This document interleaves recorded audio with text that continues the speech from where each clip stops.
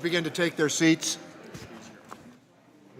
We want to be able to take advantage of the opportunity this morning to give the Secretary time for the give and take and the dialogue that we're going to embrace here for the next couple of hours.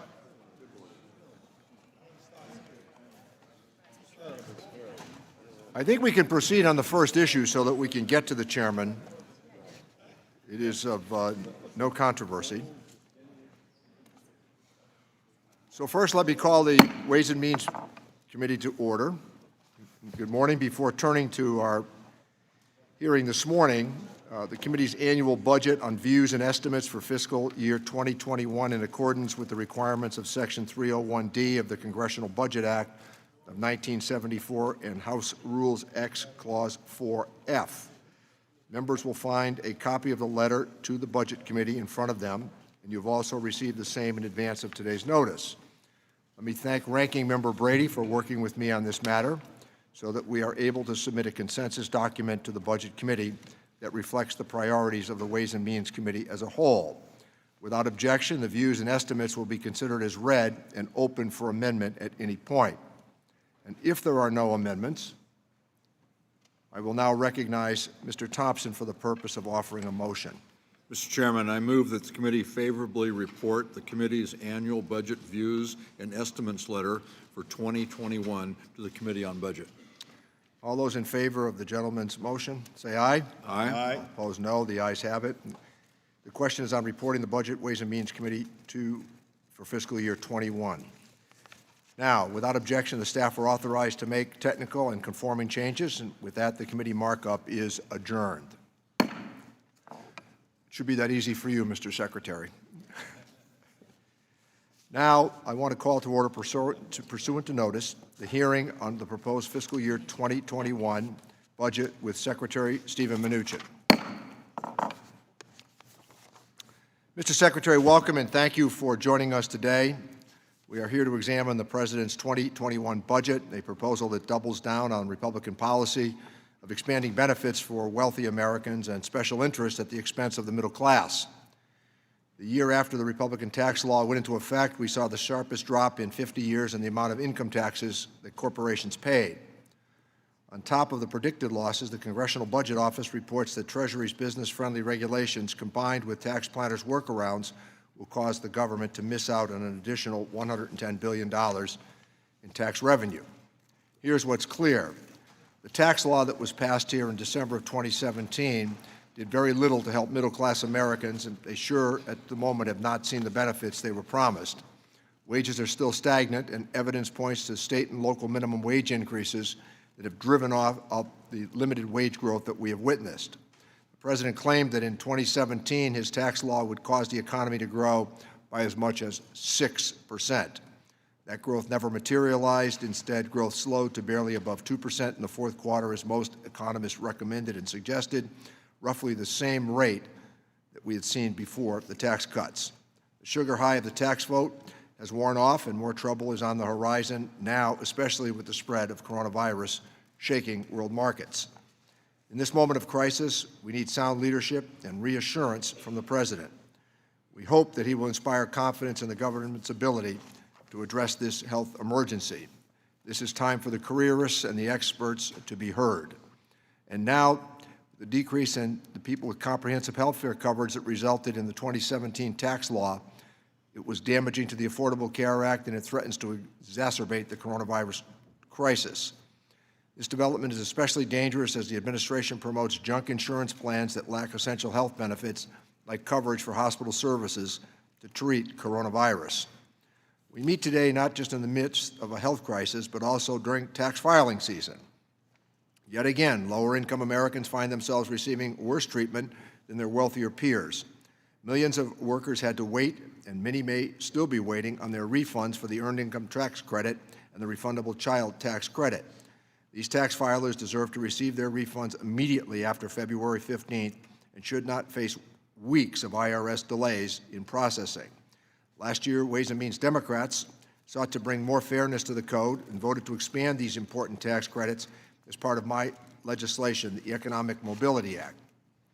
I'm pleased to see there is a slight increase in IRS funding in the President's budget, but the request still falls far lower than the amount the agency received a decade ago.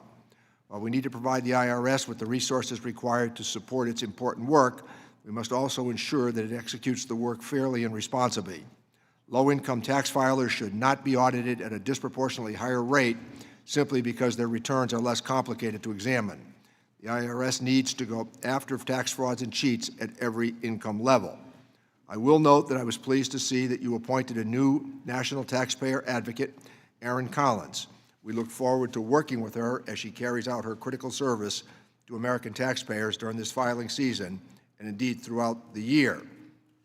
Mr. Secretary, there's much work for us to do together, and I'm delighted that you're here today, and I would say that before the administration begins to entertain any proposals for temporary tax cuts, the most important way that we can proceed, in my judgment, and I think all Democrats on this committee and many Republicans feel the same way, if we're to develop a stimulus package, the soundest way to do that is clearly to proceed with a major infrastructure initiative that the President has repeatedly promised, and you and I have had very meaningful conversations about. With that, let me recognize the ranking member acting, Mr. Nunez. Thank you, Mr. Chairman. And thank you, Mr. Secretary, for joining us here today. The Democrats running for president this year are spreading horror stories about the current state of the American economy. Senator Bernie Sanders stated that the average American worker is not making a nickel more in real inflation-accounted dollars than he or she did 45 years ago. Former Vice President Biden has reported that the wealthy are the only ones doing well. And former South Bend Mayor, Mr. Buttigieg, has said that a lot of the growth isn't getting to most of us. Shy of the facts and heavy on politics, Democrats are attempting to convince the public that the economy is not working. But under the leadership of President Trump, yourself, and Republicans in Congress, we have adopted specific policies focusing on lower taxes, modernized trade, balanced regulation that has sparked historic economic growth, including real wage growth for all income brackets. These policies have put us in a much better position to face global headwinds. That's why our economy alone has grown strongly while other group of 7 countries faltered. And that's why we will be able to sustain the challenges posed by the novel coronavirus. And while the Democrats here today will say our reforms aren't working, Mr. Secretary, American workers and businesses are seeing past the defeatist rhetoric. Today, workers are enjoying one of the strongest economies in our nation's history. Republican tax reform has changed the trajectory of our economy. That is evidenced in a recent baseline report from the Congressional Budget Office, which shows the American economy is growing, creating jobs, and generating all-time highs in revenue. Economic growth has beaten expectations made by these nonpartisan scorekeepers 2 years in a row. But this is where I agree with my Democratic colleagues. We shouldn't just look at the top-line numbers, because what is happening at the microeconomic level is even more historic. Income inequality has declined in all metrics for the first time in decades, according to the Bureau of Labor Statistics' current population survey. Throughout 2019, wages grew by 5.2% for low-income workers in the 90th percentile, while wages for those at the top saw a modest increase of 1.9%. This means, on average, factory workers voting today in California saw a $3,500 more in their paychecks last year. Non-supervisory workers are seeing substantially higher wage growth than their managers, and those with just a bachelor's degree are seeing faster wage growth than those with advanced degrees. Most important, the poor are gaining the most. According to the White House Council of Economic Advisors, wealth for the bottom 50% of workers is up nearly 47%, while those at the top, it is up only 13%. This wage growth points to why consumer confidence is so high today. Overall, economic confidence clocked by Americans is at a 20-year peak. Gallup found that rarely in the years that Gallup has tracked public ratings of the economy since the early 1990s have Americans had higher confidence in the economy than they do now. The strength of the U.S. economy depends on the foundation of a strong working class, and under the Trump administration, workers are reaping the benefits of policies that put their needs first. Republicans and you, Mr. Secretary, continue to elevate policies that will continue this historic streak. A new North American trade pact was just signed into law. An initial trade deal between us and China, the world's second largest economy, was recently implemented, and we overhauled our nation's retirement system to make it easier for families to save for the future while equipping small businesses to offer retirement plans. This growth can continue, and while Congressional Democrats brood with their obsession with ousting President Trump from office, it's good to see you are staying focused on the big things that matter most to the American people. The naysayers can continue to deny reality, but the incredible success of this economy is actually beyond dispute. The path forward is clear. We must extend and deepen the tax cuts, continue improving our trade relationship to benefit American workers, and expand even more effort to help Main Street hire, expand, and invest. Mr. Secretary, I look forward to a productive discussion today on how we can best make that happen. With that, thank you, Chairman Neal, and I yield back. Thank you, Mr. Nunez. Welcome, Mr. Secretary. We appreciate your presence here this morning. We have received your written testimony, and it will be part of the official record in its entirety. I ask now that you proceed by summarizing your remarks in 5 minutes. Mr. Secretary, please proceed. Thank you very much. Chairman Neal, Acting Ranking Member Nunes, and members of the committee, I am pleased to be here with you today to discuss the President's 2021 budget and the Treasury Department's top priorities.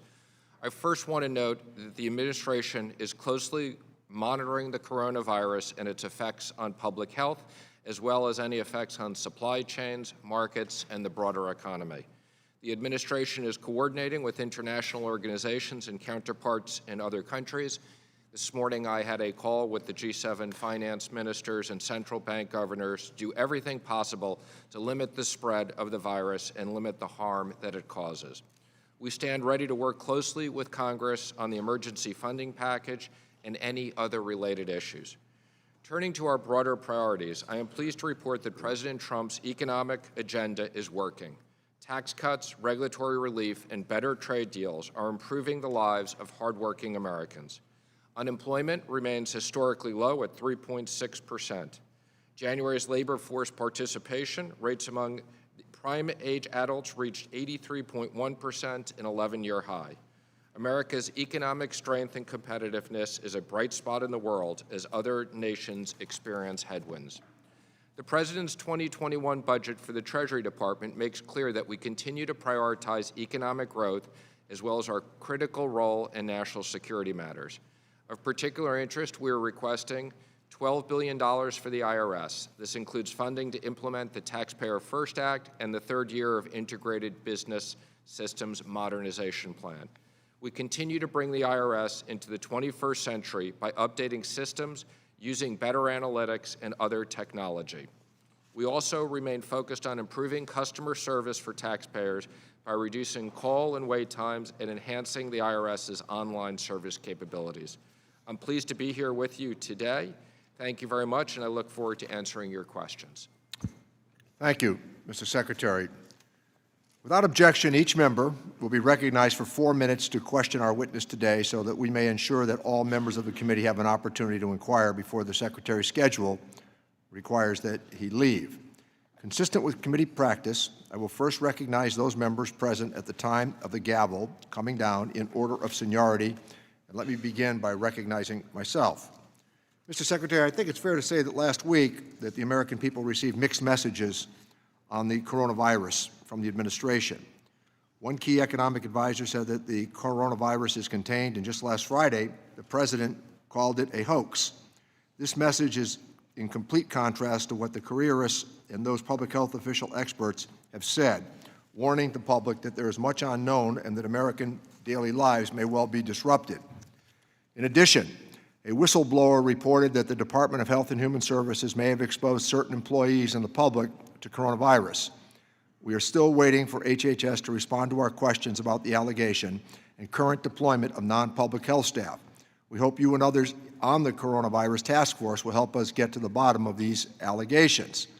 Mr. Secretary, can you share as a member of the task force what the administration is doing to bring forward factual and unbiased information so that Congress and the American people can understand the potential risks and challenges? And what does the administration ask of Congress to effectively respond to this outbreak? Mr. Chairman, thank you. As you know, I recently joined the task force. We've been meeting every day. We spent 5 hours in the Situation Room on Saturday. let me just say I couldn't be more pleased with the work of our medical professionals across the administration. I have the utmost of confidence that we have the best medical system in the world, and we will do everything we can acting together to combat this. And I assure you it's a major priority. We look forward to the emergency funding from Congress, and if we look more issues, I'm sure there will be bipartisan support.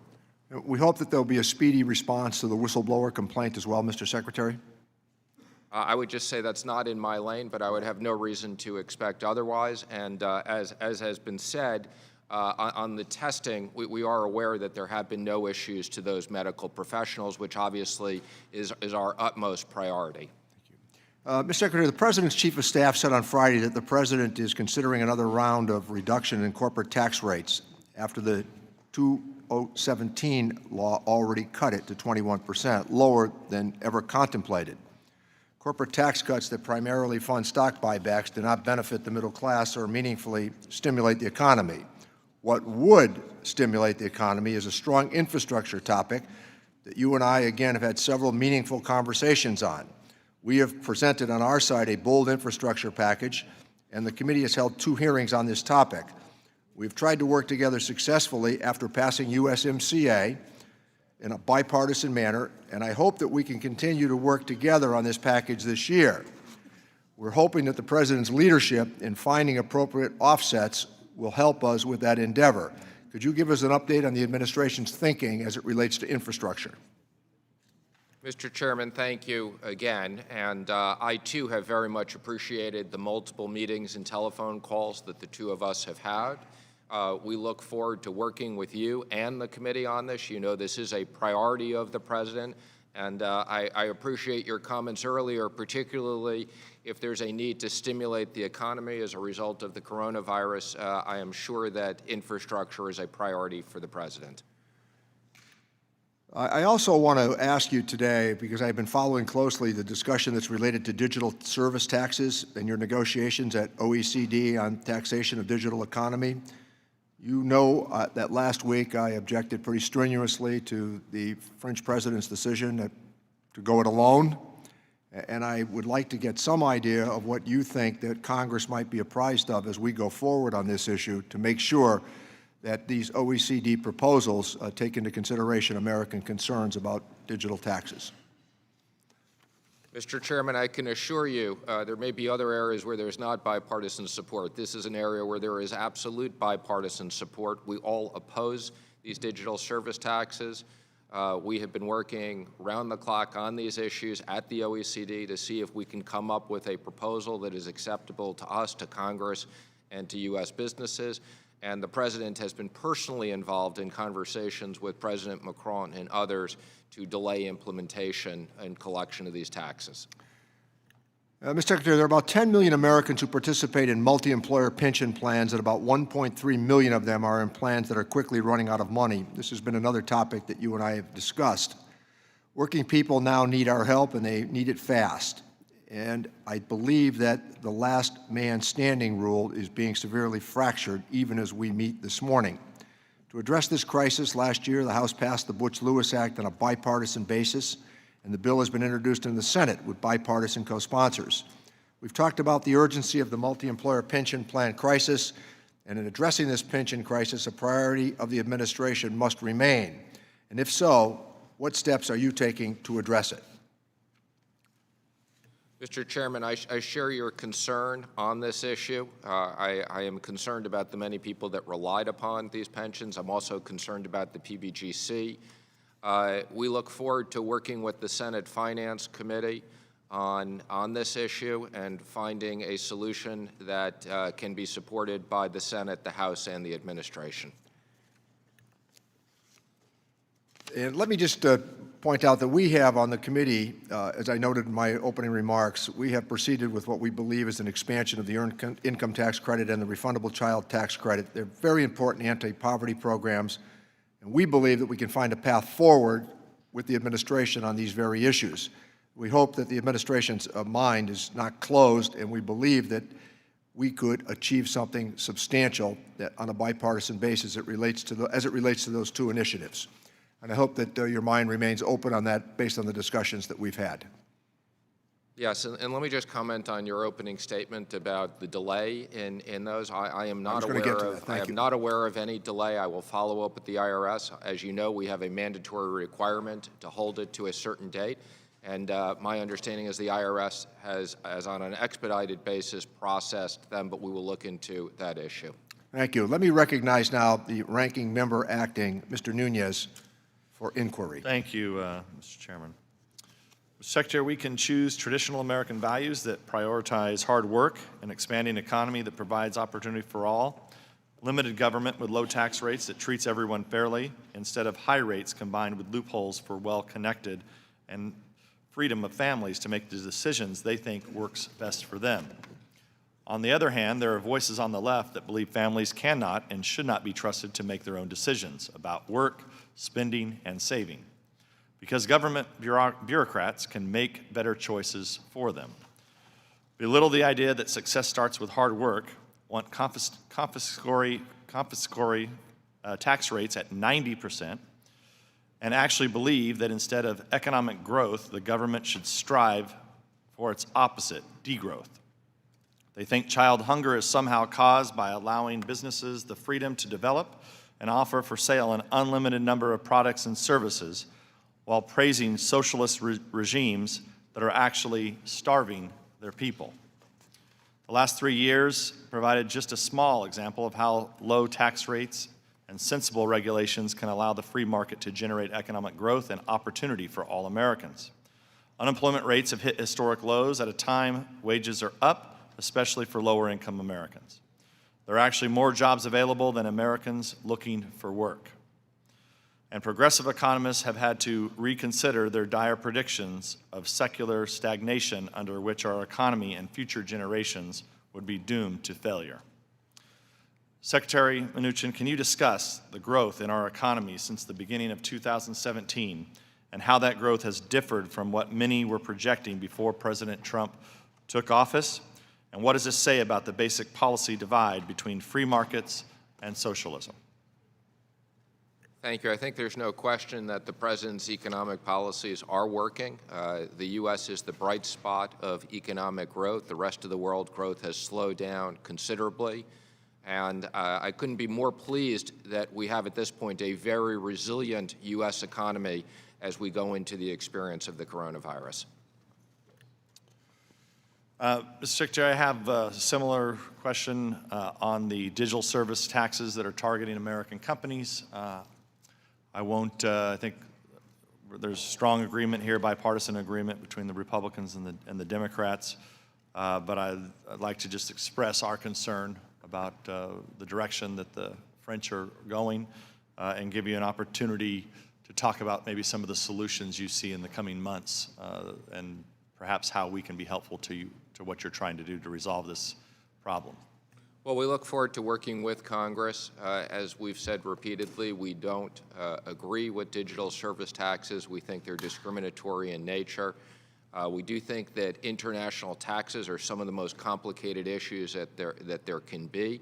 And we believe that companies need certainty on international taxation. So we very much support an OECD process. There's two pillars to this process. One is Pillar 2, which is a global minimum tax, very similar to our GILTI, and that's something we do support. Pillar 1, we are working on a proposal of a safe harbor that creates certainty for U.S. companies, and we'll continue to work at the OECD. Thank you, Mr. Secretary. Mr. Chairman, we look forward to... Thank the gentleman. Let me recognize the gentleman from California, Mr. Thompson. Thank you, Mr. Chairman. Inquire. Thank you for holding the hearing. Mr. Secretary, thank you for being here. Just quickly on the coronavirus issue, one of the issues in my district, in my state, folks are really concerned about the problems we're having with the test kits. Why do we have these problems? Why didn't they work? And when can we expect to get an adequate number of test kits? Well, let me just say, task force did get an update on that issue yesterday. I can assure you that the test kits, both the quality of the test kits is being monitored very carefully, and the amount. I believe we're trying to get out close to 1 million test kits. Obviously, we are ramping up our capabilities quickly, and I can assure you getting proper test kits. Any idea as to when we'll get these? I think very quickly. This is a top priority, and very quickly. Thank you, Mr. Secretary. I believe we must govern in a fiscally responsible manner, and as such, I obviously didn't support the $2.3 trillion deficit and debt-busting Republican tax bill. I see that your budget includes proposals to extend some of the temporary cuts, mostly related to individuals, to the tune of an additional $1.4 trillion. The 2017 Act included several provisions that raise taxes on businesses, but they aren't enacted until later in the budget window. This includes spreading out cost recovery on research expenses, raising the GILTI rate, and further limiting interest deductions. As you can imagine, my staff, and I suspect yours too, has been hearing from a very vocal business community that they'd like to delay those tax increases or repeal them altogether. And yet this is critical to the quote-unquote pay for. What's the administration's position on retaining, as written under current law, these tax increases? And can you affirmatively state that these offsets will actually take effect and you will oppose adding further to the deficit by repealing these offsets? Well, let me just say that we are contemplating Tax 2.0. We haven't in any way come out with a plan that is Tax 2.0. So yes, I can commit that as of now, our expectation is to leave everything in place. So you have no intention of repealing or further delaying these business provisions? Again, as of now, that is the case. Again, it may be something we'd consider down the road, but that's not on the agenda at the moment. I don't find that particularly comforting, as you can probably imagine. Okay, I was just trying to put on the necessary disclaimer that things could change. Okay. So. Thank you. During his State of the Union speech, the President said, and I'll quote, "We will always protect your Medicare and we'll always protect your Social Security, always." Then 6 days later, the President released his budget that contradicts the very promises he made to protect Medicare and Social Security. His proposal includes cuts to Social Security and related supplemental security income benefits, totaling $90 billion over 10 years. On top of these steep safety net cuts, the administration's budget proposal would also slash housing and urban development by 15%. We're in a housing crisis right now.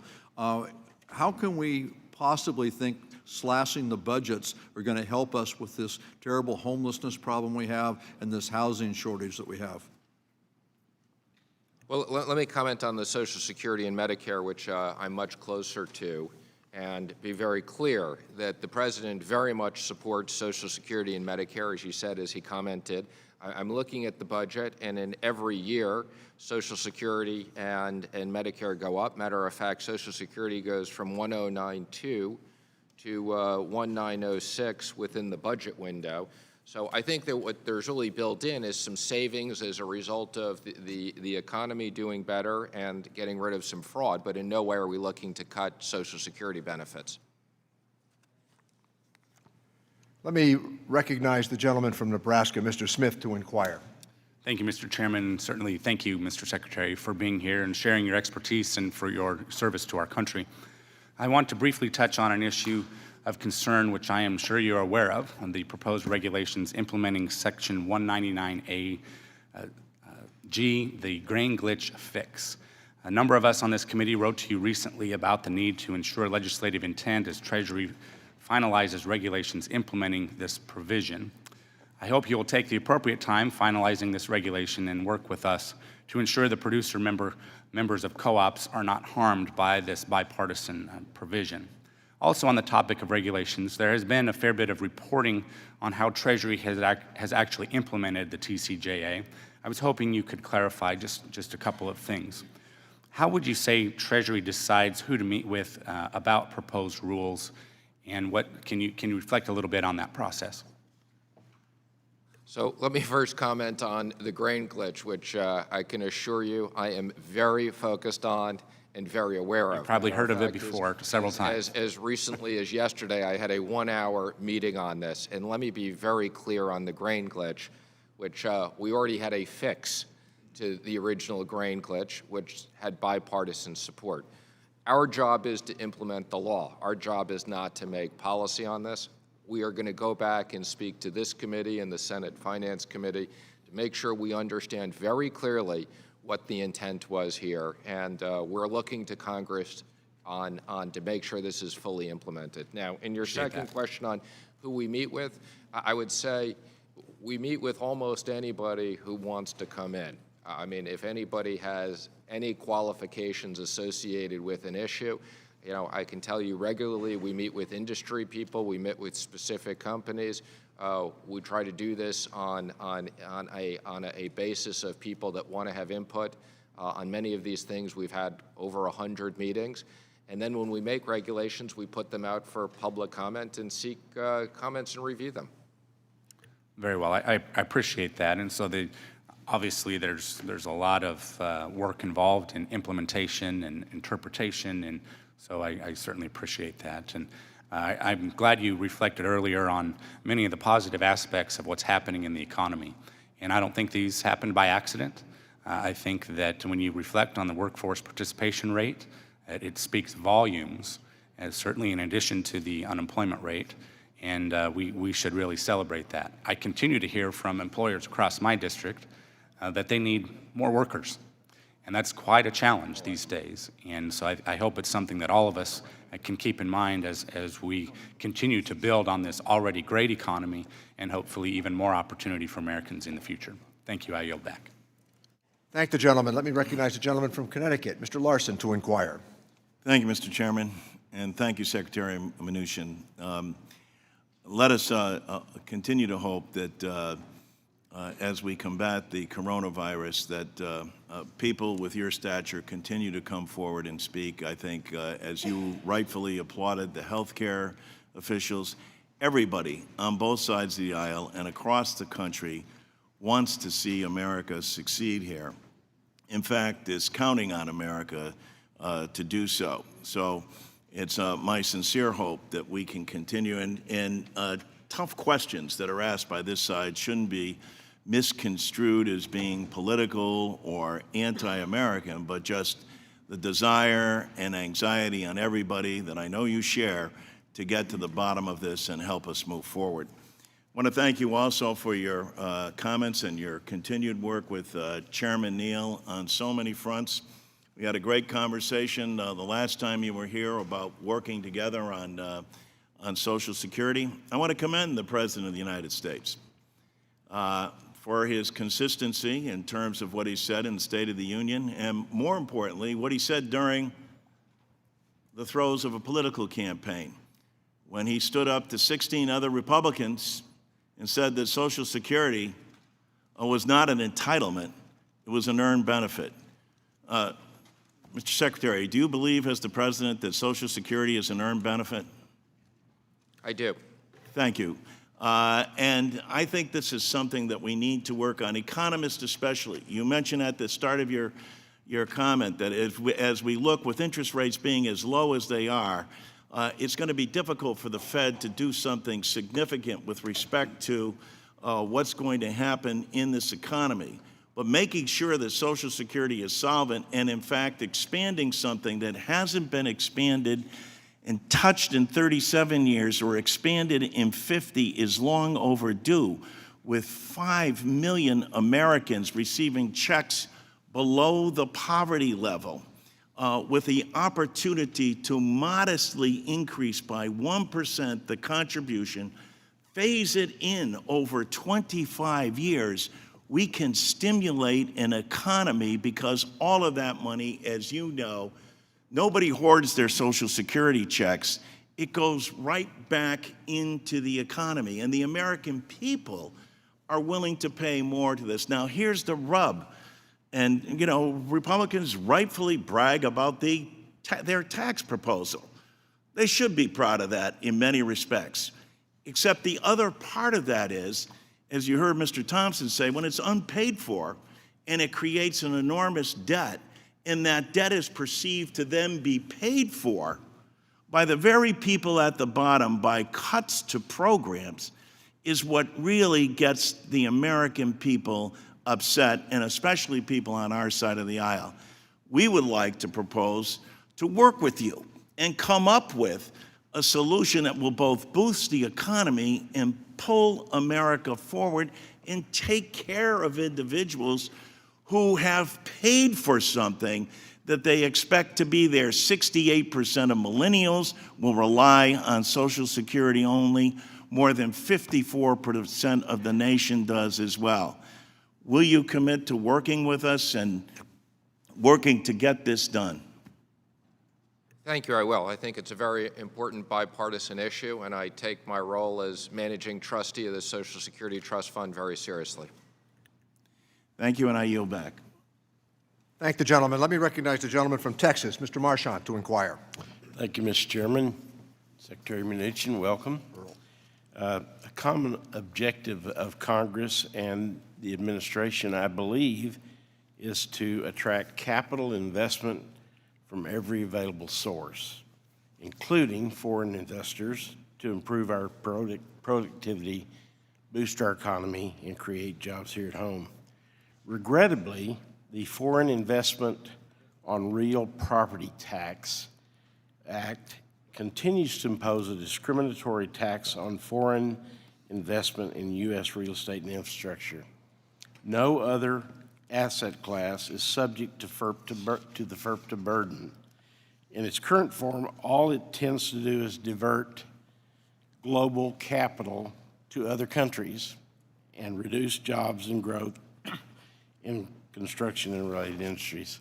2 weeks ago, nearly all of the Republican members of this committee sent you a letter asking you to use your administrative authority to withdraw an old and discredited IRS notice that extended FIRPTA to previously untaxed transactions involving domestically controlled REITs. The 2007 notice promised that formal regulations would follow to implement the IRS position. That was 12 years ago, and the regulations have never came. I understand that you have your hands full. There's no doubt about that, and we appreciate the job you're doing. But this is an area where relief will generate real benefits to the capital markets and American workers. Mr. Secretary,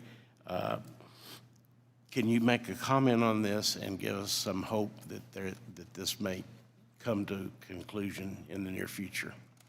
Well, let me just say thank you for the letter. It was a result of receiving that letter that I got briefed on this issue this week. I share your concerns.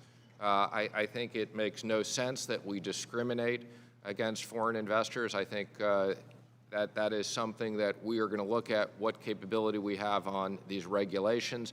Many people just try to structure around the FIRPTA issue, but in my mind, anything we can do legally to encourage those investments, we will do. So thank you for the letter, and we're reviewing it. It's on the top of my list. Thank you, Mr. Secretary. On another item, of great interest, a couple of years ago, you proposed and floated the idea of a 50-year Treasury bond. Has that subject came up again, and are you still considering that, or is that on the back burner? We did a lot of work in what we call ultra-long bonds, both 50 years and 100 years. We went out to a large group of investors, global investors. We solicited feedback from our Treasury Borrowing Committee, and I was somewhat surprised by the result. The result was that there's some interest in this, but perhaps not enough that it would make sense to issue those bonds at the time. What we have decided to do to expand our borrowing capability and lengthen our duration is to issue 20-year bonds. And both from a cash and a duration, we can issue a lot more 20-year bonds that we could possibly issue 50 and 100-year. So to a certain extent, it has the same policy. And we'll continue to revisit this. So if there is market demand that's sufficient, we will again consider this. Thank you. And one last question. In this borrowing environment, has the U.S. government altered its weighted average maturity philosophy, or are our maturities shorter or longer than they were, say, 4 years ago? Well, although it's not our job to time interest rates, I will say we are taking advantage of what is historically incredibly low interest rates, and we have been in the process of slightly lengthening the duration as we do refinancings, and that's one of the reasons we're introducing the 20-year bond, as it's a policy capability and another way of financing the government. Yeah, thank you. Thank the gentleman. Let me recognize the gentleman from Oregon, Mr. Blumenauer, to inquire. Thank you, Mr. Chairman. Ms. Secretary, welcome. We appreciate your joining us today. I was encouraged to see the proposals to try and strengthen some of the capacity of the Internal Revenue Service, both in terms of technology and particularly in terms of actually trying to enforce our tax laws. You have a program integrity cap adjustment with a 10-year commitment for investing more money to rebuild the enforcement function. I find that encouraging. I wonder if you would be willing to explore with us a mechanism that could be outside the normal budgetary process for Congress, that would establish a funding mechanism dedicated to enforcement on an ongoing basis. You indicate that this will, the investment that you're making of the $15 million will net maybe $64 billion. Would you be willing to explore with us a mechanism that might give the IRS that sort of flexibility and stability outside the normal budget process? I would find that very interesting, and we look forward to working with you. Thank you. Thank you. We will follow up. You have been engaged in conversations with our chairman about infrastructure. The budget supports a 10-year, $810 billion surface transportation reauthorization, which is only $88 billion above the baseline. And the Department of Transportation's budget actually cuts investment by 12.9%. I think there's an opportunity in this climate to be able to move forward with something that might provide an actual funding mechanism. The President at times and Congressional leadership have talked about an additional trillion or even $2 trillion for badly needed infrastructure investment. Can you give us any sense of what mechanisms you may be willing to entertain so that we fill the gap between the budget and the proposals which basically don't move us forward at all and this $1 or $2 trillion aspirational goal?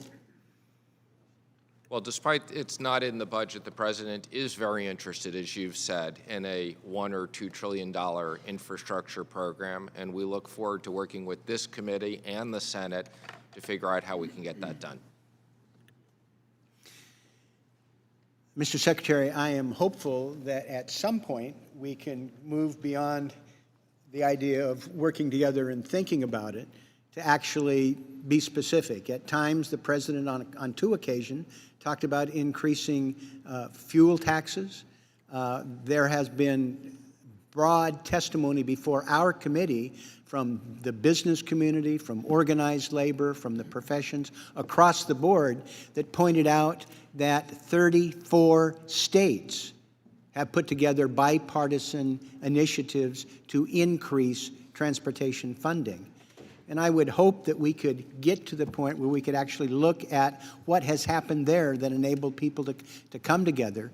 There is broader support for this than any other controversial issue on Capitol Hill. And I hope at some point we can move beyond that it's a good thing to talk about or aspiration and look at the specifics that have been employed in those 34 states that have figured it out and who have actually increased revenues. And I would note that the policymakers that voted for those increased revenues were reelected at a higher percentage than people who voted against it. I look forward to further progress in this area as you and our chairman proceed with your discussions. Thank you very much. Thank the gentleman. Let me recognize the gentleman from Pennsylvania, Mr. Kelly, to inquire. Thank you, Chairman, and Mr. Secretary, great to have you here. First of all, I just want to clear something up because we always go back to this same theme that somehow corporations aren't paying their fair share. There have been many times in my life, I'm a private business person myself, that I did not pay 1 penny in corporate taxes. And the reason I didn't pay 1 penny is not because I was cheating, it's just that we lost money that year. So there's kind of a go-to to all that. But there is something that does exist. Each year, This goes back to 2018. $1,560,041,757,500 are total taxes that were paid by businesses. So when we talk about businesses not paying their fair share, $1.5 trillion to me seems like a pretty healthy sum. One of the things I wanted to ask you, I mean, we've talked about this before. You're maybe an opportunity to come to Erie, Pennsylvania and see what's going on. You know, the greatest employment in over half a century, and as many people would say, this is all part of some kind of a scheme. Some people refer to it as the 11th year of the Obama administration's great ideas, and the rest of us would rather take a look at Tax Cuts and Jobs Act and the Trump administration and say, really, a lot of this took place in 3 years. So we've had great acceleration in labor. One of the things that's taking place in Erie, Pennsylvania is opportunity zones. So if you could come and visit us and see what's going on in Erie, it's become the template for the rest of the country. Tim and Matt Wachter, John Persinger in Erie are headlining this and doing a great job. But I think Congressman Smith already talked about it, and it is the grain glitch. Whether you know it or not, Welch's grape juice and jellies and a lot of other products are produced right there in Northeast Pennsylvania. This is one of the most beautiful spots you could possibly visit. It's like going back to a 1950s or early 60s television show with maybe Leave It to Beaver, the type of neighborhoods that they have and the people that are there. They're fabulous. There's 350 workers. The Northeast plant, Northeast Pennsylvania, manages over 17 million gallons of juice and 76 refrigerated tanks. But the real concern is the language that has to be righted in that addresses the grain glitch. Mr. Kind, Mr. Smith, myself have written you a letter, and I know that you'll respond to it as quickly as possible. But I would really love the opportunity that you could come up and see what Tax Cuts and Jobs Act, what's the election of Donald Trump in 2016, and how that community and that area has really prospered, and it continues to prosper every day. And of course, down here, the perfect is always the enemy of the good, and if we can find something wrong, we'll go after it and try to bring it down. You know, Earl and I have been working together on these private and public partnerships. We think it's a wonderful way to address some of the needs we have in infrastructure, and we're going to continue to do that. So anything you can do in that direction would really be appreciated. But the tax benefits afforded to farmer-owned co-ops and their farmer patrons under Section 199 of the tax code prior to its repeal in the new bill should remain. And this is really critical, because all those dollars the taxpayers keep, their own money, by the way, they use that to reinvest. They use all that money to make their businesses stronger, to hire people, to expand on what they already have and add equipment because of what we've allowed them to do. And they appreciate that. So I just think if you can come up and I'll take you to that area and you can look at, there's over 50 miles of people growing grapes right along Lake Erie, and they can do it because of the temperature there that the lakes provide for them.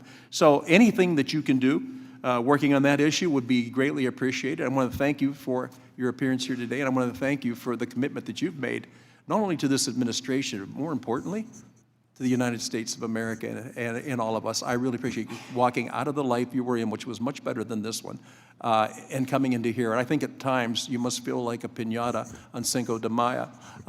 Everybody takes a swipe at you and thinks what you're doing is wrong. Thank you for what you're doing. Let's keep up the good work. Let's keep making America great again in every way, on every day. So thank you, Mr. Chairman, and I yield back. Thank the gentleman. Let me recognize the gentleman from New Jersey, Mr. Pascrell, to inquire. Morning, Mr. Chairman.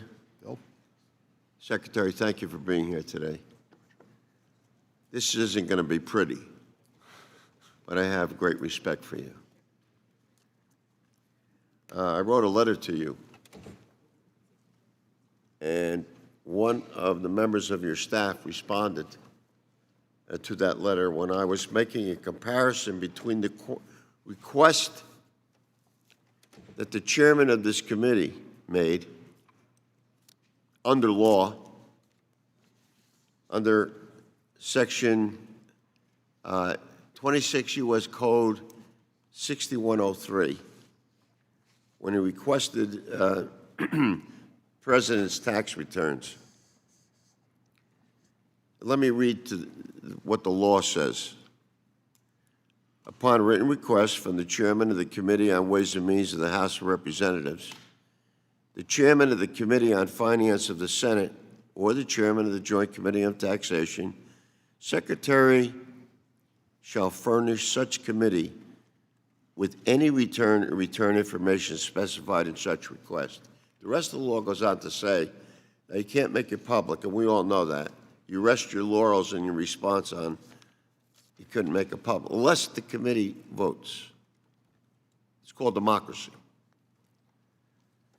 So I got a return letter, and then I understand, and we'll get into this in a minute, you also had another request from two members of the loyal opposition that you get some answers to them about Mr. Biden's son's tax returns.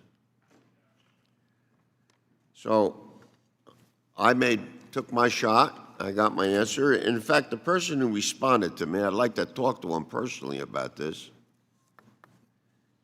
He said that I was being intemperate.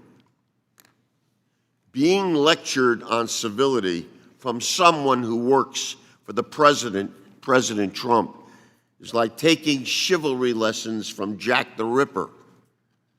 It is impossible to be polite to corruption and people who break the law. So by refusing to turn over Donald Trump's business and personal tax returns to this committee, I think you're breaking the law. You have no legitimate legal rationale. We've learned recently that simultaneously have been offering documents to the loyal opposition. When two Republican senators asked you for the private financial information of Joe Biden's family, your department practically tripped over themselves to provide it. You sent it over to them so fast. I wonder if you stuffed it in a Federal Express envelope. So you refused to turn over the president's tax returns to us, which is required by law. It says shall, doesn't say might. I'll give you the citation. Again, 26, and you're familiar with this section, I know you are. It's right on the screen. There it is, that's the law. Your stated reasons for stonewalling our request, you never cite any superseding legal basis. The only thing you suffer is smug rhetoric and staggering lies. I told you what the law is, word for word, it's right there. Tell me the specific statute that allows you to overrule 26 USC 6103 F1A at your whim. Tell me what statute. Please. So first of all, let me just comment. I asked a question, Mr. Secretary. No, I'm commenting because I find it offensive that you're telling me that I'm breaking the law and staggering lies. I asked you to tell me why you're not breaking the law. There's the law right there. Just to be clear, there's a third branch of government, and there are courts that interpret things. This is in the courts, and the courts will deal with it. So that's your interpretation of the law. I'm relying upon legal counsel on what is our interpretation of the law. So in all due respect, I am not breaking the law. You have a different interpretation. You're not a judge, and this will be determined by a... Neither are you. Gentleman's time has expired. We'll proceed. We'll move to Mr. Holding, is recognized to inquire. Thank you, Mr. Chairman. First, I'd like to clear up some misconceptions about the President's budget regarding Medicare and Medicaid. The Medicare's trust fund gains 25 years of life under this budget, and Medicaid grows year over year, putting this program on a sustainable path so it can continue to provide vital services to those who need it, especially children, the disabled, the elderly, the pregnant women. Secondly, I should note for the record that the President has produced a budget and the Democrats have not produced a budget. But moving on, Mr. Secretary, I'd like to thank you and the Treasury Department for all of your hard work involved in developing regulations to implement the international reforms included in TCJA. These changes have moved the United States towards a territorial tax system where true game changers as we continue to work to make U.S. companies that create jobs more competitive in international markets. And given the transformative nature of these reforms, the efforts of you and your team to craft final regulations implementing GILTI are particularly important. I want to thank you for your prompt response to my letter on the subject, as well as your continued consideration of congressional intent as you begin drafting these final tax regulations. It's important that we get this right for our U.S. companies competing in the global market. And looking forward, with Brexit now solidified and the UK exiting the European Union, we have an opportunity before us to move ahead with formal negotiations on a free trade agreement with the United Kingdom. And as I'm sure you know, Ambassador Lighthizer made his first official trip to London last week. I believe it was successful, and I'm sure he's going to do an excellent job leading these negotiations. But I did want to get from you your thoughts on the benefits of easing trade between our two nations. I'm sure you're aware that London is the largest capital market of all the EU countries. It's coming out of the EU. But you may be surprised to know that the second largest capital market in the EU is actually Edinburgh, which is fascinating when you think about it. And it highlights the importance of the United Kingdom as far as capital markets. So just get the remainder of the time to give me your thoughts on the benefits of more closely aligning our markets and what impact you expect a bilateral U.S.-UK trade deal to have on our economy going forward. I think it's clearly one of our big priorities, and I think Ambassador Lighthizer has this on the top of his list. I was in the UK last month, and I spoke to my counterparts about this, so I can assure you we look very much forward to getting a trade agreement done with the UK. I think that our two economies have many similarities, and this will be very good for both of us, particularly in this environment of issues like the coronavirus and stimulating our economies. Yeah, I agree with you. And when you think about the United States capital markets and the UK capital markets, they're really the only capital markets in the world for entrepreneurs to be able to turn to raise capital. And if we're able to create a more seamless relationship between these two capital markets, we can pretty much dictate terms to the rest of the world because they have to come to us if they want to raise capital and grow their companies and thereby grow their economies. So I appreciate your continued attention to this. Of course, as you know, they've changed chancellor already since you were over there last, so I hope you'll make plans to return in the near future. Thank you. Thank the gentleman. Let me recognize the gentleman from Illinois, Mr. Davis, to inquire. Thank you, Mr. Chairman. Thank you, Mr. Secretary. The U.S. Treasury currently has roughly $26 billion in unclaimed savings bonds or matured unclaimed debt. The state of Illinois has $1 billion of this unclaimed debt. As you may know, several members of this committee have introduced legislation to provide a pathway for our Treasury to work with state treasurers to facilitate the return of this debt back to our constituents. I have two questions related to this. One, what exactly is Treasury's current policy on the release of unclaimed property to states, and why has there been such hesitation by Treasury to release these matured bonds back to the states? Well, let me just comment. There is bipartisan support on this, and we look forward to working with you and others. We've just received funding on this.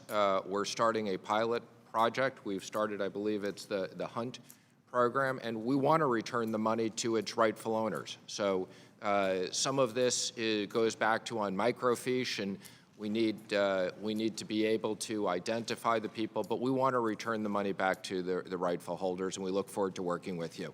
Thank you very much, and we look forward to that. The Trump tax law slashed the tax rate on pharmaceutical companies by 40%, giving drug corporations a huge windfall. Over a 12-year span, the average retail price of over 100 drugs on the market for the entire time rose 214%, nearly 9 times faster than inflation, which rose 25%. In 2018, retail prices for 267 popular brand name drugs rose by 5.8%, well over twice the 2.4 inflation rate. The Trump GOP tax law that took effect in 2018 slashed the corporate tax rate on domestic profits by 40%, from 35% to 21%, giving drug corporations a huge windfall. The U.S. tax rate on corporations' foreign profits plummeted to an effective rate of about 11%. As a result, 5 of America's biggest pharmaceutical corporations got an estimated total of $8.2 billion in tax cuts in 2018. Could you share how this benefited the economy? I would just comment, I think the President shares your concern on drug pricing. I think he was originally scheduled to meet with the pharmaceutical companies yesterday to talk about drug pricing, but it shifted to coronavirus. It's not as much in my lane, drug pricing, but I can assure you that's a big concern of the administration, and we look forward to working with you in your office on this. Thank you very much, Mr. Secretary. I yield back. Thank the gentleman. Let me recognize the gentleman from South Carolina, Mr. Rice, to inquire. Thank you, Mr. Chairman. Thank you, Mr. Secretary, for being here. I just wanted to kind of go over some of the accomplishments that we've seen that are the most important to my district, Mr. Secretary, since you've been in office, since the President's been in office. The unemployment rate today stands at 3.6%. Prior to 2016, the Congressional Budget Office projected the unemployment rate today would be 5%. That's 23 months below 4% and the longest in 50 years. Mr. Secretary, why do you believe that the unemployment rate today is lower than what CBO projected in 2016? I think it's lower because the President's economic programs are working. And which couple of those economic programs would you give the most credit? Tax cuts, regulatory relief, and trade.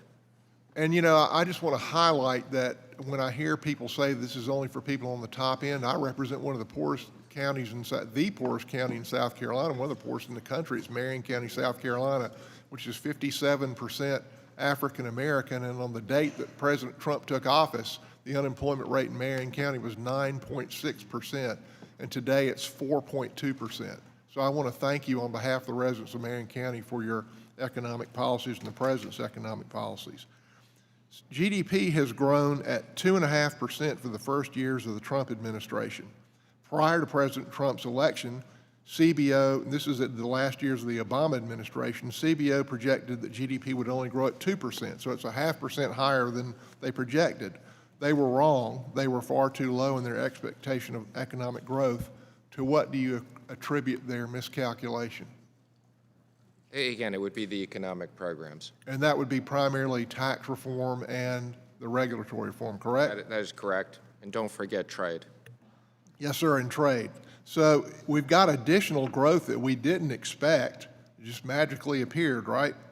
At some point, if we produce enough additional GDP growth, the tax cuts pay for themselves. Is that not right, Mr. Secretary?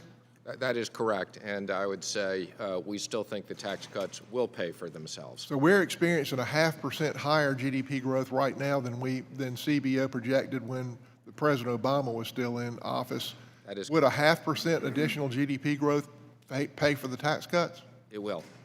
Thank you, sir. And let me ask you this. We have undertaken this reset of trade policy to make American workers competitive in the world.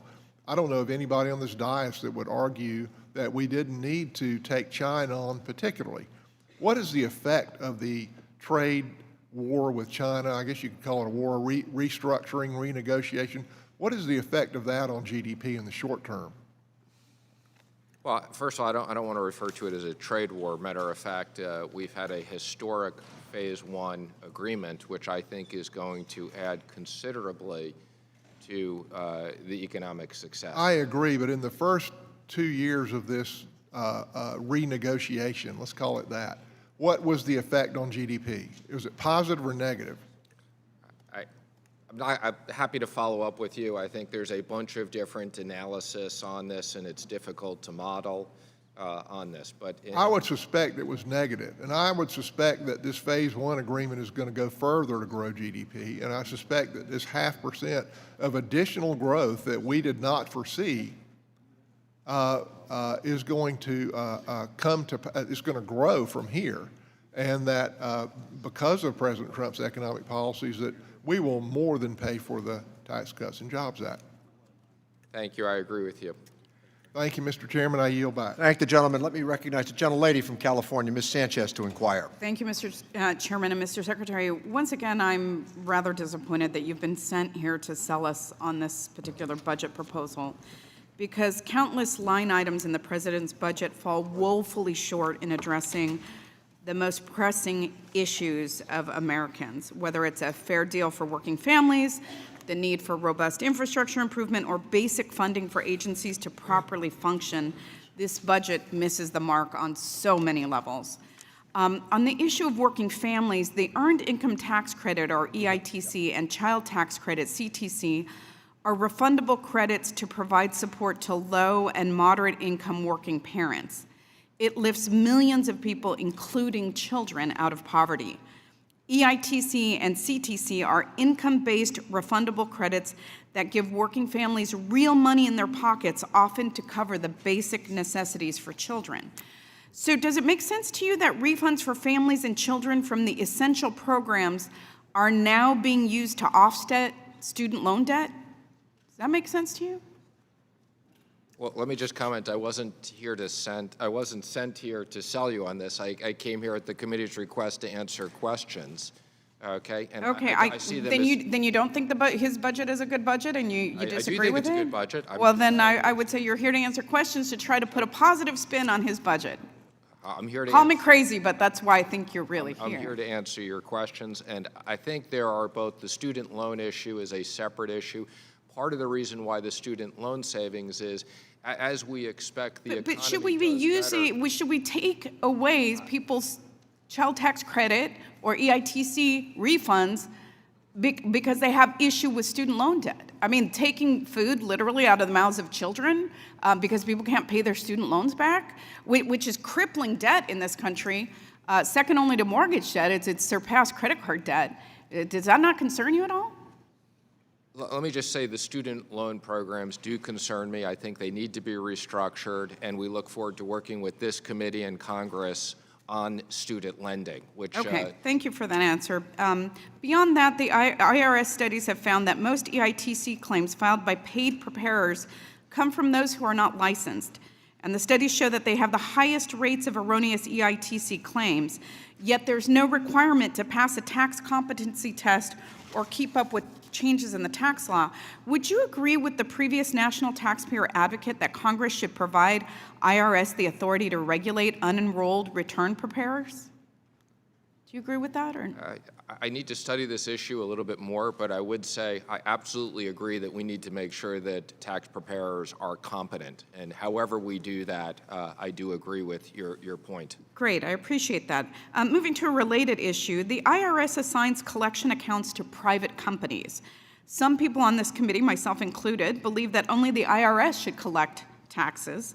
But the program continues, and most of the accounts assigned to private collectors are low-income taxpayers. Recently, the IRS has decided that taxpayers should give their personal checking account information to these collectors to allow them to create checks for the taxpayers, a practice, by the way, that the FTC has banned. Why should taxpayers provide private debt collectors with this information? Don't you think that that exposes the taxpayers' private financial information to fraud or theft? Does that not bother you? I'm happy to follow up with the IRS on that issue. I'm not familiar with it, but we'll follow up. Great. And then lastly, there are more than 400,000 taxpayers with incomes over $200,000 who owe over $20.8 billion sitting in the IRS accounts receivable. I'm just wondering, will these wealthier earners likewise be assigned to private collectors? Again, I'm not aware of the specifics, but I'll follow up with the IRS and get back to you. I thank you, and I yield the back. gentlelady. Let me recognize the gentleman from Missouri, Mr. Smith, to inquire. Thank you, Mr. Chairman. Thank you, Secretary Mnuchin, for being here today. Yourself and the Trump administration has done a phenomenal job in promoting pro-growth policies that has helped benefit so many communities that have been forgotten by other administrations and other politicians in the past, such as rural America. And under the Tax Cut and Jobs Act that was passed, the doubling of the standard deduction, the doubling of the child tax credit, those are two items that really benefit the people in Southeast Missouri. Those are two items that, with a family of four, of doubling the standard deduction, doubling the child tax credit, if that family of four makes $55,000 or less, their share in federal taxes is zero. Is zero, Secretary.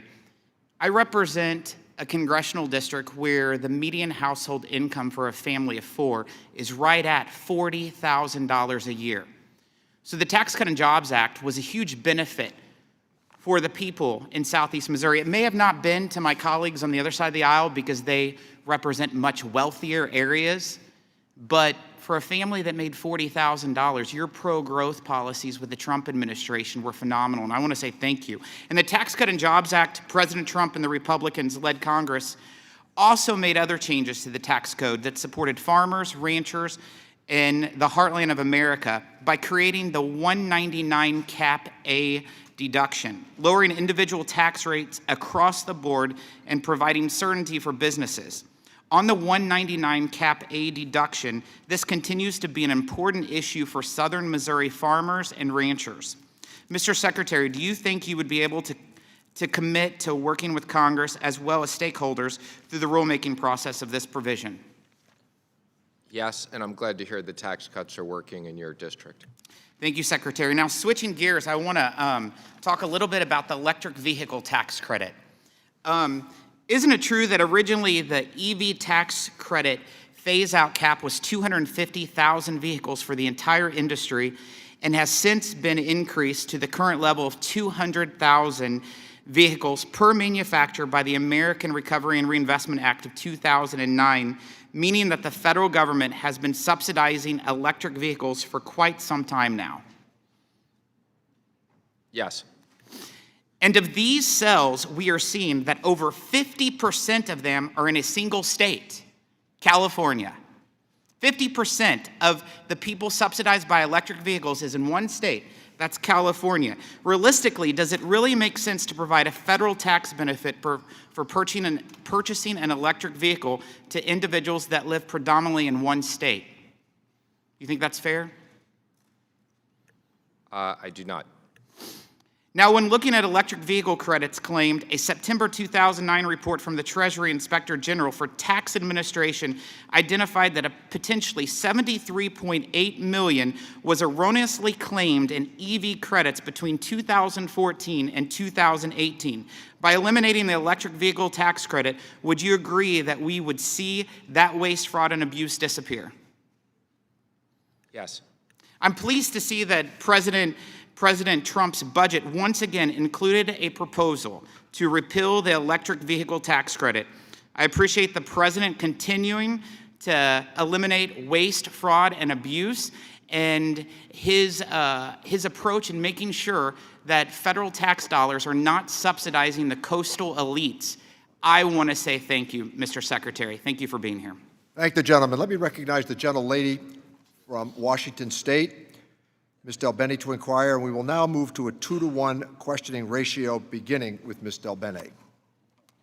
Thank you, Mr. Chairman, and thank you, Mr. Secretary, for being here. First of all, Mr. Secretary, my district has been hit very, very hard with coronavirus, and I want to ask for your support as we work to make sure that there are funds to backfill and continue to support all the public health efforts at the state and local level as we move forward on supplemental funding. Absolutely, and let me express my concern to the families who have been impacted by that. Thank you. And while I definitely agree we have to consider the economic impacts of the coronavirus, I've been concerned that the administration has been prioritizing calming the stock market over addressing the emerging health threat. Just last week, the National Economic Council Director, Larry Kudlow, a member of the coronavirus task force, stated that, quote, stocks look pretty cheap to me, and end quote, and that coronavirus has been contained, quote, pretty close to airtight. As of last night, there have been 6 deaths in my district and new reports of infections across the country. It doesn't inspire confidence when people hear that language coming from the administration. The best way to calm the markets and the public is to execute a robust, coordinated response that meets the scale of the crisis and to be open and transparent. So since you are a member of the task force as well, what steps are you prepared to take to help small businesses and workers? We have small businesses that need to close, or workers who may not be able to work, or their jobs will be impacted. Are you considering allowing small businesses to delay tax payments, to deal with lost sales? What are the things that you're considering? Well, let me just be clear that our number one concern is the health impact on the communities and not the economic impact, as you said. I can tell you that this is an evolving situation. As I said earlier, I have great confidence in the medical professionals. As it relates to the business issues, we have a sub-task force set up within Treasury to begin to look at some of the issues that you're addressing. And as this progresses, we may come back to Congress and look for special actions as it impacts small SMEs. Thank you. And since this is a global crisis, can you speak to any coordination between yourself and the other G20 finance ministers what's being done to help coordinate it and potentially deal with the economic challenges, the fallout that may result? So I had a call this morning with the G7 finance ministers and central bank governors. We chair the G7 this year, so this is right in our lane. We have our meeting for the G7 next month. I can tell you this is top of mind, and we are both coordinating with the central banks and the finance ministers around the world on this issue. Are you considering temporary measures such as suspending tariffs on goods from China or Europe? We're not considering that at the moment, but as this progresses, as I said, we'll look at all the options that we think are important to help, particularly SMEs and particular areas of the economy that are impacted by this.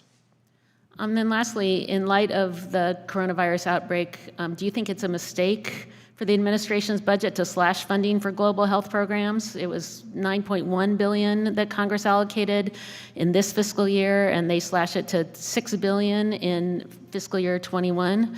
I should note that these cuts would also cut U.S. funding to the World Health Organization by 75%. Are you going to resubmit a budget request? Let me just say I'm not an expert on that part of the budget, but let me just say I assure you the administration will come back to Congress both with the supplemental we have now, and if we need more money to deal with the health issue, I'm sure that Congress will work with us on a bipartisan basis. Thank you. I yield back, Mr. Thank the gentlelady. Let me recognize the gentlelady from California, Ms. Chu, to inquire. Senator Mnuchin, the National Taxpayer Advocate's 2019 annual report to Congress classifies the lack of multilingual notices as one of the top 10 most serious problems encountered by taxpayers, concluding that taxpayers with limited English proficiency frequently do not receive IRS notices in their preferred language, impairing their right to be informed and increasing the likelihood of errors. And a new GAO report from this January confirms that this is also a top priority. Out of their 8 resolutions, 3 were on this particular issue. And it said that the IRS services to limited English proficient taxpayers are very limited, difficult to access, and occasionally inaccurate. The GAO report also indicated that despite Treasury's guidance to provide meaningful access for these taxpayers, the IRS has no real process in place to even review the items for translation for consideration. And in fact, according to the Taxpayers Advocate report, even for those notices that are already translated, taxpayers have no simple way to request that they even receive their communications in that preferred language, and it would be easy for the IRS to place a simple checkbox on Form 1040 to allow taxpayers to indicate their language preference. So considering that the average American comes into contact with the IRS more than most other federal agencies, can you discuss what actions Treasury is taking to ensure that taxpayers with limited English capabilities have access to their tax information in their preferred language? Thank you for raising the issue. I'm not familiar with that, but at my meeting with the IRS Commissioner this week, I will bring it up with him and figure out what we need to do. Thank you. Thank you for that. Mr. Secretary, continuing on this, the 2021 congressional budget justification highlights the success of the new callback function of the IRS toll-free balance due hotline. 77% of taxpayers who called the hotline for help opted to have the IRS call them back instead of staying on hold for an extended period of time. Treasury has requested more funding from Congress for this year to continue the development of more callback functions in the coming years, with a goal of substantially increasing the IRS's callback options by 2024. So in developing these tools, the IRS does conduct surveys and interviews with taxpayers to understand what taxpayers would find most helpful. Have taxpayers with limited English proficiency been included in these surveys? And can you tell us what languages would be available under these callback services? I will follow up and get back to you. I'm not aware of the specifics, but I can tell you I am aware of the callback function because I find it completely unacceptable that taxpayers should have to wait this long on a phone call and should be able to expect to have a convenient scheduled time to speak to an IRS representative. So we'll follow up on your specifics. Thank you for that. And finally, Mr. Secretary, I'm concerned about the disparity in auditing that is going on with the IRS. In 2011, 30% of the taxpayers at the very top were audited. In 2018, just 7% of them were audited. But those at the very low end of the scale who have the earned income tax credit, who are by definition low and moderate income, now account for 39% of all audits. Now, the budget request asks for more auditors. I would urge that these new employees focus their audits on higher wealth individuals. You want to answer that, Mr. Secretary? I do. So I have specifically directed the IRS Commissioner to come up with a plan to increase the amount of funding so that we can audit more high-income earners. So that is specifically in our plan, and I share your concerns with the drop. Thank you. Thank the gentlelady. The gentleman from Arizona, Mr. Schweiker, is recognized to inquire. Thank you, Mr. Chairman. And to Representative Chu, my good friend from California and I, we actually have a piece of legislation that's actually working. It was more focused for Spanish language forms and access, but we'd love to have your help because maybe it could be expanded and just do that in a bipartisan fashion. So the legislation is actually already drafted. Mr. Secretary, a couple quick things, and just one oddity. We track, there's some amazing math out there on movement of wages, the population working. You actually see that in tax revenues with FICA taxes and those things. But one of our great frustrations is we will get some of the data from Treasury, some of it from Commerce, from the Bureau of Labor Statistics. It comes in many different ways. If there's ever a discussion of data, so we can actually talk about the amazing math that the working poor, the movement of their wages, the value of their labor in the last couple of years being some of the healthiest it's been in decades and decades.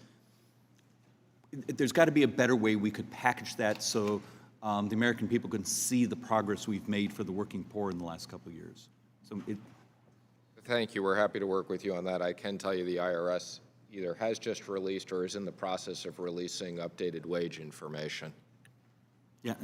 Mr. Secretary, a couple quick things. And I know you are having to build the rules and mechanisms and the memos for a number of things we did in tax reform. One particular interest I have is what's called Q45. It's the carbon sequestration and capture and those things. One of your leads has sent me a letter just a couple days ago saying it's coming close, they're working on it. Any sense on Q45? This is another one I can tell you there's enormous bipartisan interest on this. I've been briefed on Q45. I've had several calls on it this week, and I've instructed our tax teams to speed this up. So we are doing everything we can. This has taken too long. Look, I appreciate that because it appears on the technology side there's been some remarkable breakthroughs on the ability for this technology to work. It would be wonderful for the world, if not our own society, to be able to get those into the field. I want to show you this article from the Wall Street Journal just a couple days ago. AI comes to the tax code. Thank you for doing this. This is actually one of the discussions we've had with many of our members here, that technology ultimately is the ultimate auditor. And the ability to use algorithms and artificial intelligence to know who should be audited, where you may have failures to file and those things. Are there any things we can do policy-wise to help you adopt technology so we also get the benefit of, the benefit budget-wise and actually probably better compliance? Well, let me just say we very much appreciate the funding that we've received on technology modernization. This is a critical area. As you said, we need to bring the IRS into the modern world so that we can, both from an audit and matching, and we also look forward to working with this committee on additional authorities for the IRS where we find there are mistakes or issues that we can authorize correctable issues. Okay, because there is a concept that if we could actually get more adoption of the technology, we could actually re-look at that couple-month delay that was designed into the earned income tax credit, because you would actually have the data. You don't have to wait and see if it's a fraudulent return. So we could use technology and actually get people that value a couple months earlier. That's correct. I mean, ideally, if we have the ability to match them, we should be able to release the payments earlier. All right. Mr. Chairman, thank you for your... Thank the gentleman. Let me recognize the gentlelady from Wisconsin, Ms. Moore, to inquire. Thank you so much, Mr. Chairman, and how are you, Mr. Secretary? I've been listening carefully to some of the questions, and hopefully I can get through a lot of these in 4 minutes. According to CBO, we had very, very stagnant GDP last couple of quarters, 2.1%. And long-term projections at about 1.7% growth. Obviously, that has got to be a disappointment to you, despite the rosy projections that you've had with regard to the tax cut. Do you disagree with the CBO's projections? So let me their analysis? Yeah, let me just comment. The last quarter was significantly impacted by Boeing's 737 MAX and the GM strike by, I think, about 50 basis points. I would say I do disagree with CBO's projections, although I want to acknowledge in the short term, because of the coronavirus, there will be some issues this year. Okay, so we have heard many of our colleagues, and you wax on about extending the life of the Social Security program for 25 years. Congratulations on that. But do you think, this obviously includes changes that are being made in the program, $1.6 trillion in cuts to Medicaid and Medicare, cuts in disability benefits, limiting the claims for malpractice, eliminating retroactive eligibility, taking away transportation for disabled people, changing the maintenance of effort, cutting from hospitals. Wouldn't you agree that that is how you realize these quote-unquote savings in the Social Security program? We could go through, but again, I would say they're not cuts. It's slowing the rate of growth on some of the Okay, thank you for that. Slowing the rate is not cuts, okay. TANF, The goal of the TANF program, or welfare as you might call it, that I've always heard, was to help people lift them out of poverty. How does cutting $2 billion a year from a program that already was cut at the set at the 1994 level, taking away the Social Services Block Grant Fund, which was used for child care, eliminating that, adding money to the child care benefit, but only cutting in other places, and then eliminating the health professional opportunity grants, which might be a career path for welfare recipients. How does this contribute to helping people lift people out of poverty? We're happy to go through all of those with you. I don't think I have enough time to respond to Okay, well, you don't have enough time. How about responding to this? The Russian oligarch Oleg Deripaska, you abruptly notified us, despite our overwhelming bipartisan vote, that you were going to change the sanctions against him. And then there were additional sanctions to be imposed by Russian oligarchs. And when can we expect those to be put in place? Well, let me just say on the Deripaska thing, I want to thank the enormous work by the career professionals at Treasury who negotiated an extraordinary agreement. It's the most specific compliance agreement we've ever had with a Russian company. We decreased Deripaska's holdings, so I think the sanctions absolutely worked. And, but there are more that you haven't imposed, and we again, I can't comment on future sanctions. We're always doing additional sanctions. But we voted for you to do them, so we're not. We're telling you to do them. We're not. We just want to know when you're going to do what we told you to do. Well, again, we're following the law that you passed, and again, we're happy to follow up. And there's no when there. We specifically do not comment on future sanctions coming out as a matter of policy. Thank the gentlelady. Let me recognize the gentleman from Michigan, Mr. Kildee, to inquire. Thank you, Mr. Chairman, and thank you, Secretary Minuchin. Over here, we're doing 2 in 1. I have 2 areas that I want to quickly address, and we may need to follow up, perhaps in writing, on some of this. I want to follow up on the questions that my colleague on the other side raised regarding the electric vehicle tax credit. As you know, the Treasury Inspector General for Tax Administration has a report on this subject. And I, just to be clear, a strong proponent of the electric vehicle tax credit. It's supported by American manufacturers, by environmental organizations, by consumer groups. It's supported by utilities.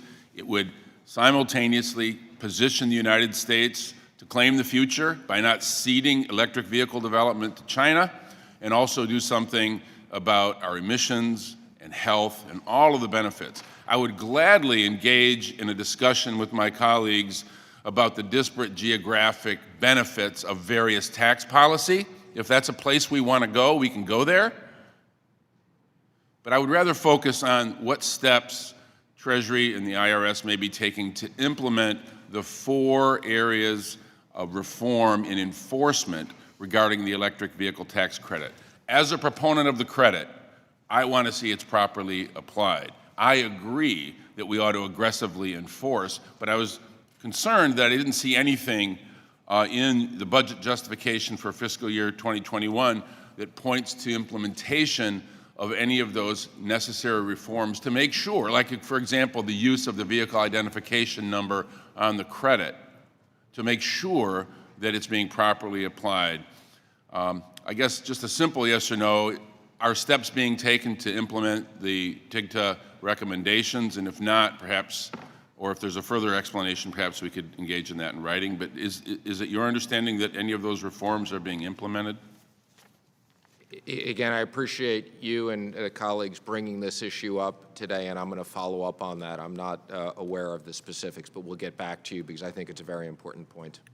Thank you. I'd like to pivot to another question, and it has to do with the Delphi Salaried Retirees Association. As I'm sure you are aware, Delphi retirees have been seeking justice in terms of the way they were treated in the General Motors bankruptcy. It's my view that they were severely wronged. There's a case that's been pending that the department is involved with.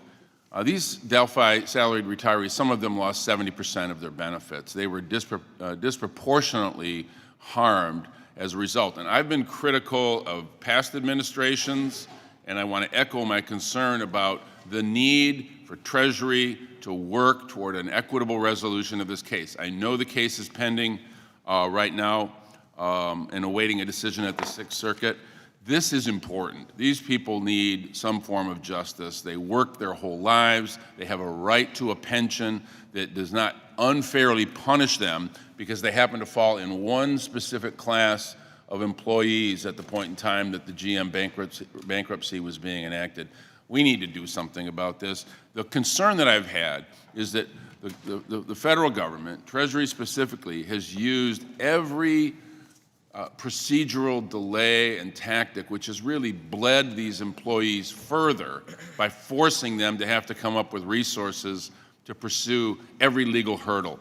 Can you assure me that we will work to find some form of justice for these employees, tens and tens of thousands of them in Michigan and Ohio and other places that really need somebody to step up for them? We've been trying to do that, and I ask that you do the same. Can you address this issue? Yes, I'm not sure what flexibility we have, but I will look into it and get back to you and be responsive. I appreciate that. Thank the gentleman. Let me recognize the gentlelady from Indiana, Ms. Wolarski, to inquire. Thank you, Mr. Chairman. And again, Secretary Mnuchin, it's great to see you. Thank you for being here today. I just want to point out quickly here, if my friends across the aisle really cared about helping families in poverty, they'd spend more time making sure federal dollars are going to programs that actually work, not pumping more money into a broken system. And so I want to highlight one of those programs that work. And just basically, Secretary Mnuchin, thank you. The rising rate of maternal mortality across the country is a major issue that my colleagues and I have been very concerned about. But I'm so glad the Trump administration has been tackling this issue head on. One tool that can enable the testing of innovative solutions to help improve maternal and infant health is the Social Impact Partnerships to Pay for Results Act, or SIPRA. In my home state of Indiana, the State Department of Health submitted an application under SIPRA to expand home visiting services for low-income mothers in order to improve birth outcomes and further reduce maternal mortality using the nurse-family partnership, a model that has already demonstrated great success in Indiana. The President's budget highlights that SIPRA program aspires to demonstrate a new model of implementing and funding projects designed to solve entrenched societal problems. Can you tell us the timeline for the department to announce SIPRA awards, and how does that fit into the administration's larger initiative to pay for successful outcomes? Well, thank you for highlighting the program, and we look forward to the success. I believe that we're going to be doing some awards in April of this year, and then more moving forward. So we are very much focused on this. Another issue that's important to me is moving the needle on the affordable housing crisis. Despite the success of the low-income housing tax credit, the need for affordable housing has reached crisis levels. It's estimated that 11 million households are paying more than half of their income for rent. That's why I've been grateful to work with Representatives Del Bene, Marchand, and Beyer on strengthening this vital program. One important part of the housing tax credit is the 4% credit that works together with housing bonds to supply affordable housing. It's responsible for roughly half of the affordable housing financed with the housing credit each year, is particularly helpful in rural areas like mine. Unfortunately, there is 15 to 20% less equity available to build these homes with the 4% credit today because the rate of the credit is tied to federal borrowing rates, which are historically low, even lower, currently at 3.2% or lower. The equity being left on the table could be the difference in providing a senior citizen or a veteran in my district with an affordable place to live. Setting a 4% floor for the credit would immediately fill critical financing gaps for development that are hanging in the balance of financial feasibility. How can we work together to take this important step to help states address this growing affordable housing challenge? Well, let me just say, we very much are focused on affordable housing, and that's one of the reasons why I am looking forward to working with Congress on GSE reform, which is an important component of that. There's a lot of interest on a bipartisan basis, both here and in the Senate, on this 4% issue, which I've recently learned is not 4%, as you've pointed out. So we look forward to working with you on this. I appreciate it. And can I just, Mr. Secretary, thank you for raising the profile personally on QUIP. We have over 300 sponsors. I'm working on this with Representative Panetta to address the qualified improvement property from the Tax Credits and Jobs Act. I can't thank you enough for raising the profile, and just know that we are working as quickly as we can and appreciate your partnership as well to bring this across the finish line this year. Thank you. That's our #1 tax fix request. I appreciate it. And I yield back, Mr. Chairman. The Secretary knows there is a path. Let me recognize the gentleman from Pennsylvania, Mr. Boyle, to inquire. Yeah, thank you, Mr. Chairman. And I'm actually going to depart from what I prepared last night in light of the morning's breaking news. Approximately a half hour ago, the Fed made a pretty dramatic decision before their next regularly scheduled meeting to pursue and make effective a 50 basis point cut. Now, anyone who is an investor or involved in Wall Street will look at that generally as welcome news. It obviously has a stimulative effect, especially 50 basis points.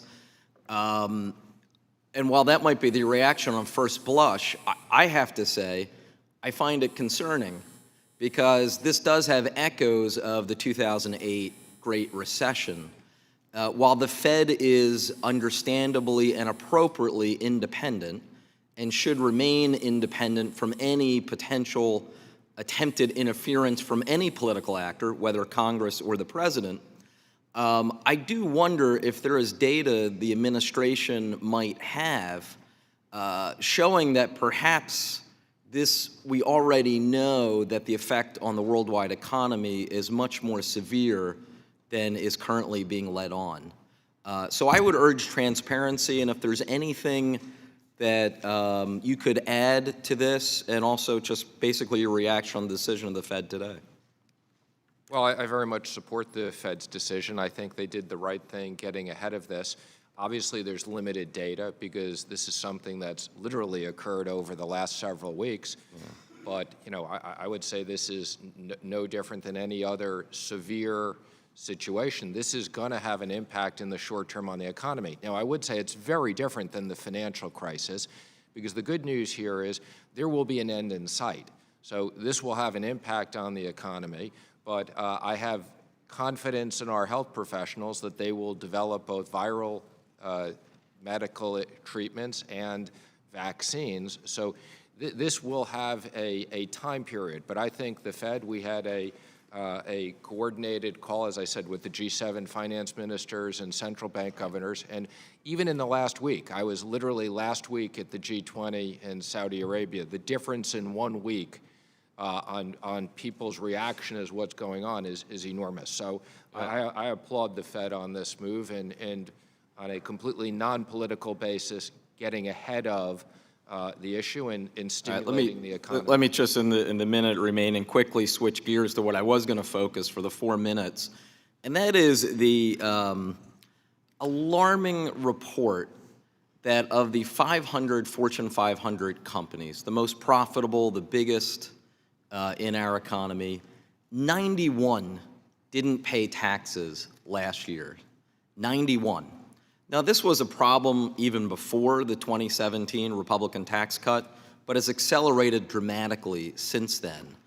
I'm interested if you agree that when hardworking taxpayers like in North and Northeast Philadelphia, who make working class and middle class wages, are paying their Social Security tax, paying their Medicare tax, paying federal income tax, state income tax, local tax, and then they see companies like Amazon and 90 others that are profitable are gaming the system, they pay zero in taxes. That is what is fueling so much of the angst that is out there and the feeling that the system is rigged against them. So could you briefly talk about the idea that apparently was floated a couple weeks ago about a minimum corporate tax rate in order to address this clear problem, and do you recognize it as a problem? So let me first just say I can't comment on any specific company's tax situation because that would be inappropriate. So my comments are really broadly. Generally, right. Okay. I mean, we have a minimum tax rate, and when I say we have a minimum tax rate, we have both a guilty rate and a domestic rate. So if people aren't paying taxes, it's because they don't have taxable income. And there may be issues like automatic expensing and things like that, which merely create incentives for people to make capital purchases and shift income from one year to the next. Now, whether people are taking advantage, I fully support the IRS needs to have proper audit resources on the largest of corporations to make sure that people are not cheating the system. But again, I would just imply there are incentives that are acting appropriately. Thank the gentleman. Let me recognize the gentleman from Virginia, Mr. Byer, to inquire. Thank you, Mr. Chairman. Mr. Secretary, I'd like to ask you a couple of questions as the top economic official on the coronavirus task force. The situation with coronavirus testing is a massive public health problem right now with ramifications that I believe few people realize. If we can't test people quickly and accurately for coronavirus, it's going to be impossible to stop the spread of the disease. Especially when we're now finding that the disease is silent in so many people symptomatically. There's a huge gap between where we need to be, and that gap threatens American lives. For example, the UC Davis Medical Center requested coronavirus testing for our now 15th patient, and the CDC initially declined to test, and it wasn't until Sunday that they agreed to do the test, and the results then came back last Wednesday as positive. So we're getting all kinds of conflicting information from the administration. Yesterday, the FDA Commissioner Stephen Hahn predicted that U.S. labs would be able to perform nearly 1 million coronavirus tests by the end of this week, an estimate that far exceeds what the public health labs view as realistic. Last Thursday, your colleague, Secretary Azar, told Mr. Larson that 93 labs would have testing capacity as of this past weekend or yesterday. But as of yesterday, we heard we're still only at 40 labs out of 36 states, the same number we had last Thursday. We've been told that Virginia State Lab can only perform 50 tests, but also that they should be able to perform far more than that, and we'd like to be able to expand. So 3 questions. Can you tell me what the current national capacity for testing is? Can you tell me when these 93 labs are going to be available to have the tests? And do you believe that 1 million tests by the end of this week is accurate given the current capacity? Well, let me just say, I very much share your concern on testing, and we need to be able to test people, and we need to be able to test people in large scale. Let me again emphasize that the situation is moving rapidly, so the difference between last week and this week. I have every reason to believe, I heard the same million number when I was at the task force meeting yesterday. I have every reason to believe that. I think the task force, well, I can tell you the task force is meeting daily at this point. I believe there's another press conference today, so we are trying to have complete transparency and give people the best information we have, and I can assure you testing is on the top of the list. Thank you. If the coronavirus spreads widely in the United States, it's going to affect an awful lot of people who stay at home and don't go to work. Tens of millions of workers are going to be presented with significant financial challenges, and the big concern is 1/4 of all workers don't have paid sick leave. And among the lowest paid quarter workers, only half have sick leave. There's a CDC report that 1 in 5 food service workers reported to work last year while they knew that they were sick. So what actions can the administration is taking to ensure that workers without paid sick leave are supported financially if they have to stay away from keeping us from getting the illness? Well, let me just say, as it relates to the coronavirus, we're looking at all different types of options on the table to address all these issues. And as we come back with recommendations, we will work with Congress. I think you raise an issue that's something we'll have to concern. But I just want to say, because on the one hand, we are very concerned about the spread. On the other hand, I just want to emphasize what I've been told by all the health professionals, that for most people who are healthy and who are not elderly, the implication of this will be worse than the flu, but will be very survivable. But we are very focused on containment and all these issues. And the issue of containment is relevant to all this, but let me just do some quick math. They say this is the most contagious of the pandemics. The Senator Shelby says the first in his lifetime. At a 0.5% death rate, that's still an extraordinary number of people. So thank you, Mr. Chairman. I yield back.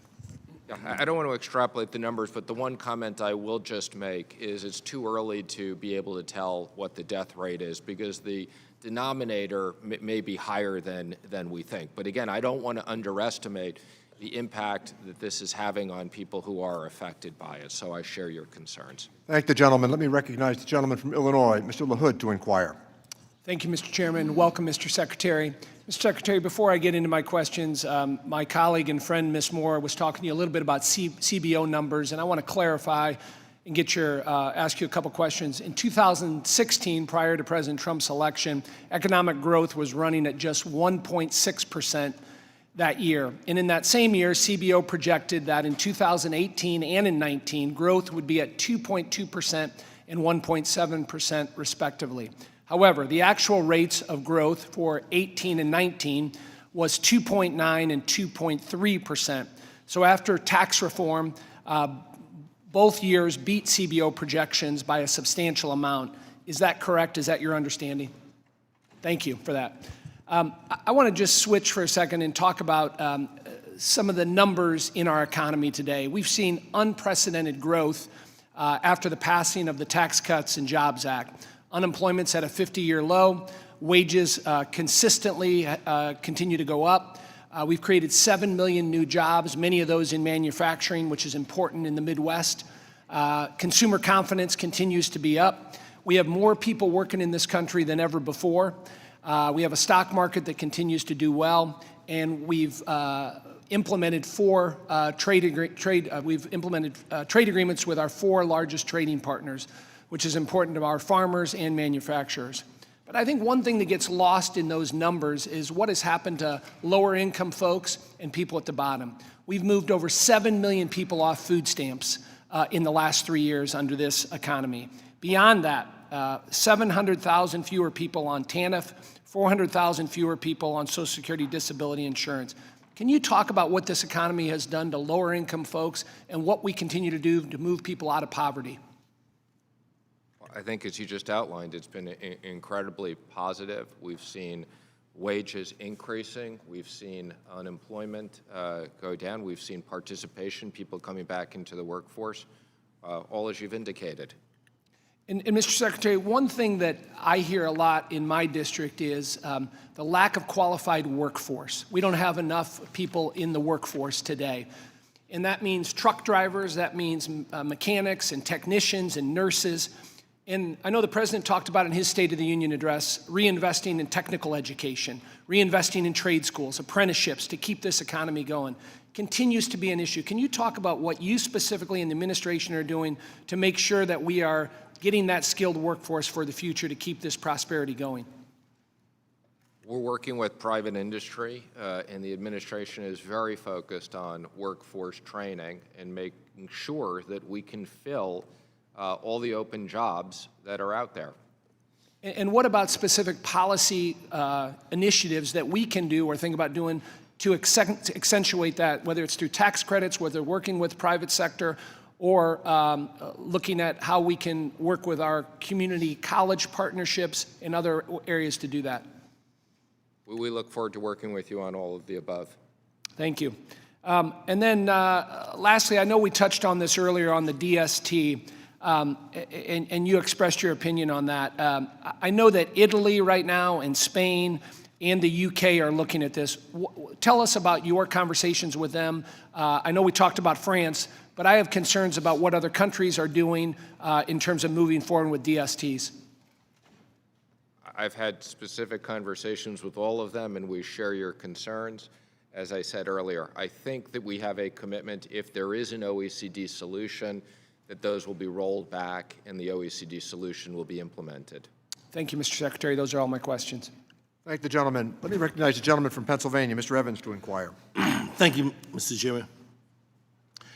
The first part of your mission statement says that the Treasury mission is to maintain a strong economy and create economic and job opportunities by promoting the conditions that enable economic growth and stability at home and abroad. This is exactly what the CDFI fund does to create opportunity investment, job creation, and economic growth and stability. However, the reason the president budget gives for eliminating the CDFI fund is the CDFI fund has matured, is now capable of accessing capital and other financial. Mr. Secretary, after all the good that has been seen with the CDFI fund, do you, and what would you like to say to these communities, what needs the critical guidance provided by this program? Well, let me just say, I know there's a lot of bipartisan support from Congress, both here and at the Senate, for the CDFI funds. And if Congress wants to allocate money to that, we will appropriately administer it. And again, we acknowledge there are many benefits from these funds. Mr. Secretary, when you came before this committee last year, you and I had a conversation about the importance of low-income housing. Yet I see that in the president's budget, housing programs overall will be cut by about $8.6 billion. This includes $5.7 billion cut to public housing operating funds. While I believe those figures need to be revisited, do you see expanding or strengthening tools like the low-income housing tax credit as a means of seeing and continue necessary investment in affordable housing? I do, and I continue to share your concern on affordable housing, and we need a whole-of-government approach, including housing reform with the GSEs. You may also recall, and my colleagues sort of raised the question last year, I raised about the issue about the 4%, 9% on that. Have you come to any more conclusion? I did receive a letter from you, but the letter was sort of like non-committal in terms of the reduction of that rate. I know what you said the rate actually is, but obviously if the rate is lower, that would mean more expansion of affordable housing. I mean, I believe, and I have to check with my staff, but I think we need legislation to change it to 4%. And if that's something that Congress wants to do, we look forward to working with you. Right. Do you, one other issue I'd like to raise, Mr. Secretary, is the issue around CDFI and the elimination of them in terms of the effect that it has on the financing of supermarkets, which is a concern because we have a lot of potential, food deserts all across the United States, and that's a concern that I raise. You have any thoughts on that? Because with the elimination of it, you know what it would mean. I don't have a thought on the specific of that, but I'm happy to ask my team, and we'll get back to you. I thank you, Mr. Secretary, and yield back the balance of my time. Thank the gentleman. Let me recognize the gentleman from Illinois, Mr. Schneider, to inquire. Thank you, Mr. Chairman, and thank you, Mr. Secretary, for joining us today. As others have, I want to touch very briefly on the coronavirus, picking up on something you said earlier. When asked about the test kits, you said, quote, they should be available very quickly. My question is, what specifically does that mean? Are we talking about today, tomorrow, next week, this month, next month? Very specifically, when can we expect to have the desperately needed test kits into our communities? Let me just say, I don't have any more information on this than what's been publicly said by the professionals. In the meetings with the task force, are you talking any time frame beyond soon? Soon could be this year, next year? Again, I can assure you this is the utmost importance, so everybody recognizes this, okay? The health professionals talked about this yesterday. I can't tell you if this means they're going to get there next I appreciate that. But I can assure you that everybody is working on this issue. I appreciate that. My request is when you have today's task force meeting, please ask them to share with our communities when they can expect to have these tests. There are too many stories of people being left without them. We'll try to encourage them today in the press conference to give their best guess on timing. Okay, and I think the best thing we can do for our markets, as others have said, is make sure there's a coordinated effort across the agencies, across government, so that we understand, giving confidence that everyone is working together, and the more specifics, I think, the better. Let me switch now to the IRS and funding within the IRS. Specifically, the responsibility of the IRS to ensure that our tax code is fully and fairly enforced. Doing so requires the sufficient number of people, the training, the tools to help them do their job. It requires resources. In fact, it's stated in the president's budget that for every dollar we invest in enforcement, we get $5 back from that enforcement. My concern is that the president's budget does not provide sufficient funding to be effective, meaning that the law is neither fully nor fairly enforced, and ultimately the government and law-abiding taxpayers are left holding the bag at the cost of billions of dollars. The IRS funding currently is below the level from 10 years ago. Nominally, that is, and if you add inflation, it's even more so. Though this year's budget does have a slight increase in dollar value, it calls for the elimination of 1,200 people from the IRS. The National Taxpayer Advocate in the 2020 Purple Book wrote, quote, "Largely as a result of these budget reductions, the IRS is neither providing top-quality service nor enforcing the law with fairness to all." And the budget notes that reductions in enforcement staffing in the last decade, quote, "likely reduced total enforcement revenue collected by around $70 billion, end quote. Let me repeat that, $70 billion lost. The thing is, we know that it is a good investment. We know, as the president's budget says, that for every dollar invested, we get $5 back. I'm concerned that the IRS doesn't have enough revenue agents with the expertise and tools to conduct the audits of complex returns or audits of large organizations that may be abusing the tax-exempt status. Can you share and commit to working with me to ensure that we hold these tax-exempt organizations and other organizations to make sure they're not abusing the system and are fully complying with the law? Yes, absolutely, and I can't comment on the cuts from 10 years ago, but I can tell you every year since I've been here, we've asked for more money on enforcement, and more importantly, more money for technology on enforcement. Yeah, that's right. It's not just, it's people, it's training, it's tools, that's critical, but we are below where we were 10 years ago. That's been a long-term process, and we're still below that, and calling for elimination of 1,200 people at a time where enforcement can bring in the necessary dollars we need for our budget to cut the deficit and make sure that the tax code is fully and fairly enforced, I think is important. With that, I yield back. Thank the gentleman. Let me recognize the gentleman from Ohio, Dr. Winstrup. Thank you, Mr. Chairman. Thank you, Mr. Mnuchin, for being here. And as a physician, I appreciate the challenge that the administration is under, and I wish success. Producing test kits and antivirals and vaccines is not like wanting to suddenly crank up the production of 1 million yo-yos. This is something that's very challenging, and it's a scientific process. And I wish you Godspeed on that whole process. The Fed just cut interest rates in order to guard against any harm to our economy caused by the coronavirus. So can you speak to how our economy is in a better position to withstand the coronavirus?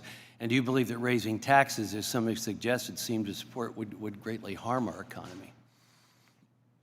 I do. Well, obviously, the coronavirus is unfortunate on many levels, but I am thankful that we have the most resilient economy right now, that we had implemented plans in advance of this to stimulate the economy and make our businesses, and that's not just corporations, that's small and medium-sized businesses, have very competitive tax rates so that money can be reinvested back into the economy.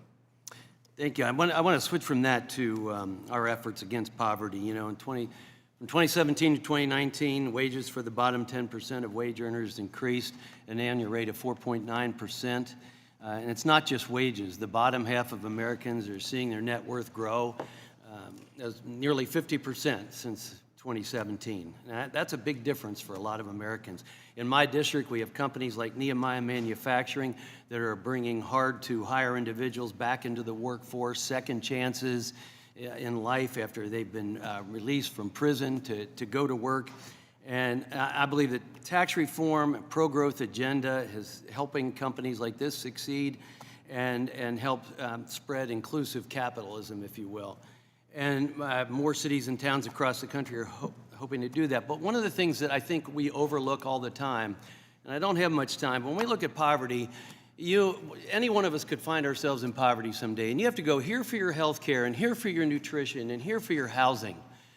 And really, these are all the same components that are facing people in poverty. And it's a full-time job for people to try and go after this. And what's even worse, with each one of these, we have cliffs. And they're all three different. And so I see all the time, I have single moms with kids that offer a raise and a promotion, and they can't take it.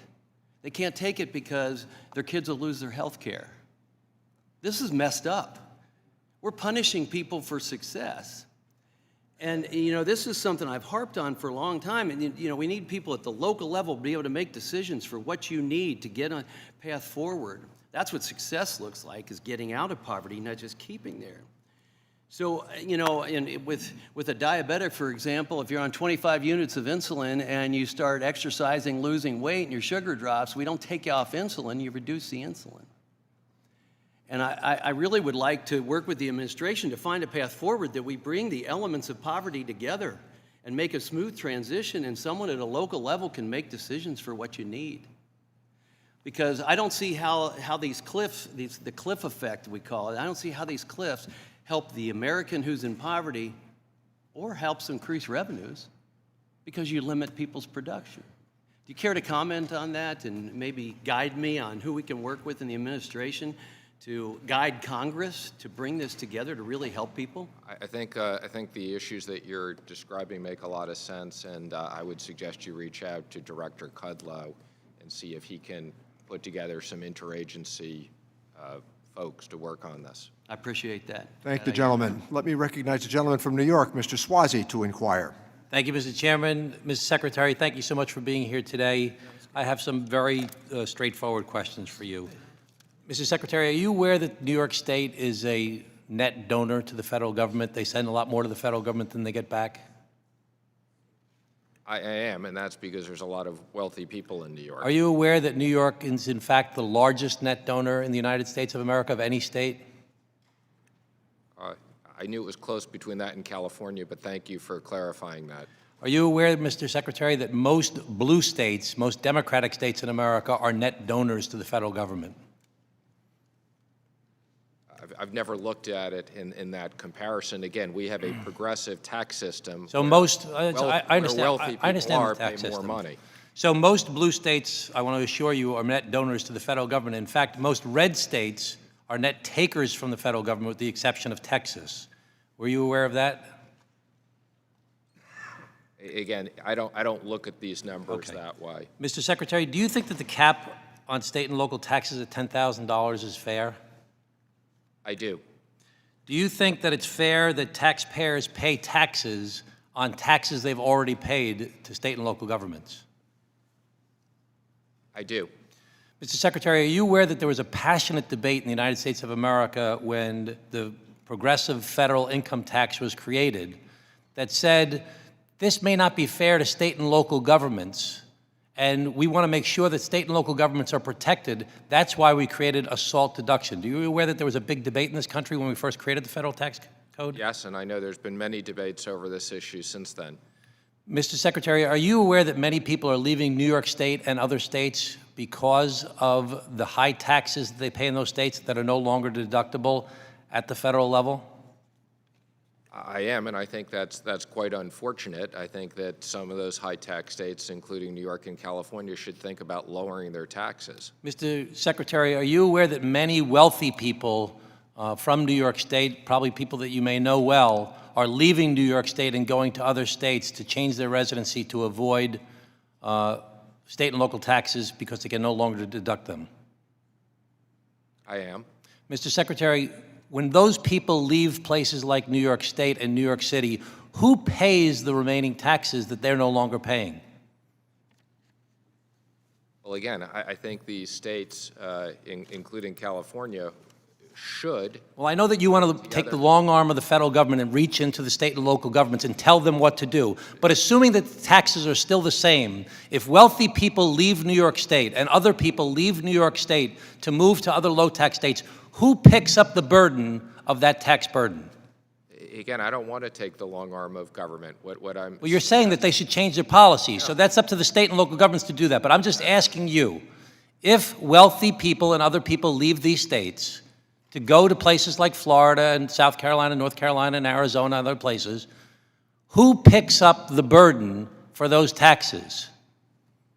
Obviously, the rest of the people who are there. Right, so a lot of lower income, middle income people have to pay that burden. Or, as you suggest, they can cut the services for the local and state governments. They can cut fire, they can cut police, they can cut teachers, they can cut other costs, thereby decreasing the quality of life in those states. So, Mr. Secretary, I want you to know that the House of Representatives has passed a SALT reform bill to reinstate the SALT deduction. It's been supported by the U.S. Conference of Mayors, the National Association of Counties, the National League of Cities, and on with others, the teachers, police, and others. And the President said recently that he's open to the idea of talking about reinstating the SALT deduction. Have you discussed that with the President? I haven't discussed it recently, but I'm happy to bring it up with him. I would appreciate that. Thank you, Mr. Secretary. Thank the gentleman. Let me recognize the gentleman from California, Mr. Panetta, to inquire. Mr. Chairman, thank you very much for this opportunity, for having this hearing. Mr. Secretary, welcome. Good morning, and thank you for being here. Just to follow up on a couple questions that were asked earlier by my colleagues, starting off with Representative Thompson from California. He asked you about the administration's proposed 15% cuts to HUD, despite a national housing and homelessness crisis that is affecting California, and as we heard from Representative Walorski, Indiana as well. Why, Mr. Secretary, why would this administration propose such deep cuts to HUD and its programs while we're experiencing such a national homelessness issue? Well, I can assure you that the President does care about homelessness, and as I've mentioned several times, affordable housing is something we're very focused on and want to work with Congress on. And how does the administration, including the President, if he has such a concern, what's their actual plan to address this issue? I can tell you on affordable housing, we believe this is a very important component of GSE reform, and that's why we want to work with Congress to have GSE reform and to make sure as part of that we can have ample affordable housing. On that note, what do you think of the low-income housing tax credit? I know it was not increased in the 2017 budget, but don't you think it would increase the supply of affordable housing if we did that? I think it's one of the important tools. Okay. All right. And what are the other important tools? I think there's a whole range of policy issues. Some of them are making sure that there are regulatory issues that we can build affordable housing. Certain of them, as I said, are GSE reforms to encourage affordable housing. So there's a whole range of different things. Now, earlier you mentioned the 4% tax credit. What about the 9% tax credit as well for actual development? Would you be for increasing the amount of 9% tax credits? You know, the 4% I hear about all the time because it's not 4% and it's called 4%. The 9%, I'm not as familiar with the problems associated with that. Fair enough. Thank you. Appreciate that. Mr. Boyle, my colleague from Pennsylvania, noted that the Federal Reserve announced the emergency rate cuts, half percentage point in response to the growing fears of the coronavirus. Obviously, this rate cut will help calm markets, and it may result in short-term stock gains. But it's clear that the Fed is very concerned about this virus and its spreading. What does it tell you, this rate cut, what does it tell you about the seriousness of this threat and how the administration should respond? Well, what it tells me, and this was what we had on our call this morning with the G7 finance ministers and central bank governors. And again, let me just say, this is an evolving situation. I met with the same group a week ago, and it was very different. What it tells me is that all the central banks and finance ministers are very focused on what we can do together and independently to help weather the economic impact of this in the short term. And again, I think the good news is we will come out of this. We have the best medical systems in the world. We have a resilient economy, but this is going to impact a lot of people in the short term, and that's the whole of government approach. Understood. In regards to the qualified improvement properties, I realize you said it's the one of your number one issues. Please know it's very important for not just your administration, but for my constituents as well. And I hope that, as the chairman mentioned, there is a pathway. I hope that because it's so important to you, that you're willing to at least consider going down that pathway. If not, figure out other ways to get it done. Well, I can assure you it is my number one priority for tax fix. The chairman knows that, okay? And this is not a partisan issue. This was just a technical mistake that everybody acknowledges. So I'm encouraged to hear the chairman say there's a pathway. I look forward to his new proposal. I yield back. I think that the Secretary is aware of the signposts on the pathway. Thank the gentleman, and let me recognize the gentleman from Texas, Mr. Arrington, to inquire. Thank you, Mr. Chairman. Mr. Secretary, thank you for your good work and your service to our country. I think you're doing a great job. I hail from West Texas, and I'm known to brag about being the capital of food, fuel, and fiber, but we're also the capital of something very important, football. And in football, we have a saying that goes like this: the eye in the sky does not lie, which means at the end of the day, you can think you're playing well, you can think you're performing on the field, but the data, the film, the statistics will tell the story.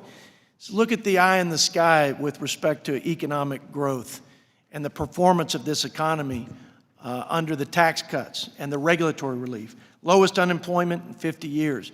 Millions of jobs created, more jobs than we have people to fill them. Historic growth in wages and more growth on the low end of income spectrum than on the high end. More growth for the worker than the supervisor in terms of wage growth.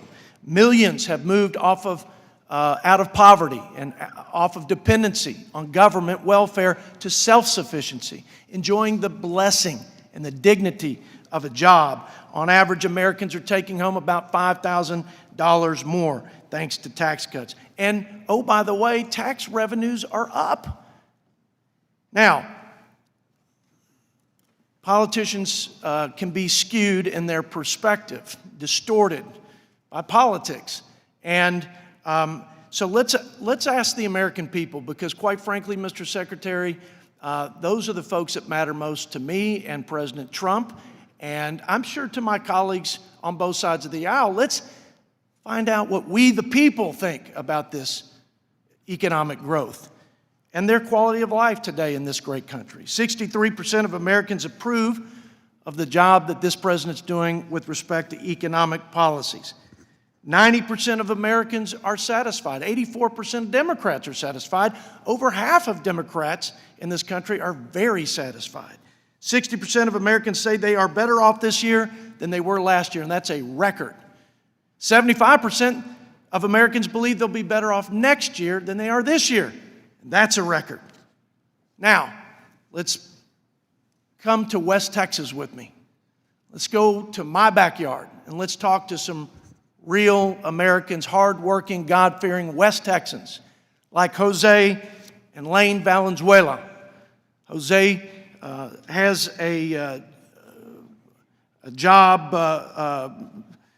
he has a company called Unique Solutions, and he does remodeling and landscaping, and he does handyman services. And he says that business is booming. He says that he's noticed that the jobs he's doing are not just for high-end people, but for middle-income and lower-income folks. His brother, Lane, has decided that he's going to do some more work on the side because of all this opportunity. And he's bought a truck and a cargo trailer. He said, quote, "There's no shortage of opportunity in this economy if you have the drive and willpower to work hard."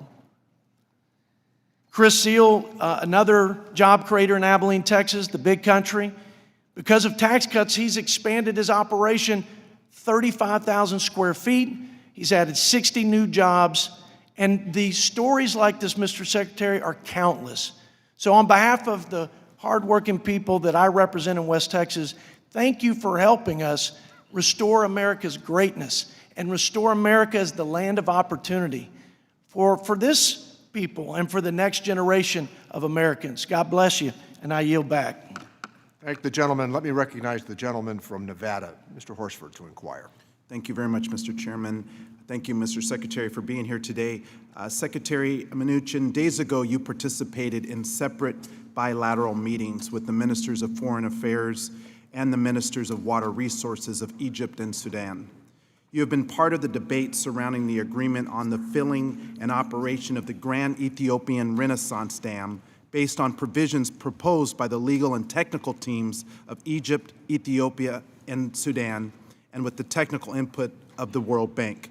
It's my understanding that the administration contends that we have a balanced approach on this issue, taking into account the interest of the three countries at the core of the conversation. However, there has been some discrepancy in reporting on the administration's announcement. Specifically, Ethiopia's foreign ministry stated that Ethiopia does not accept the characterization that the negotiation on the guidelines and rules on the first filling and annual operation of the GERD is completed.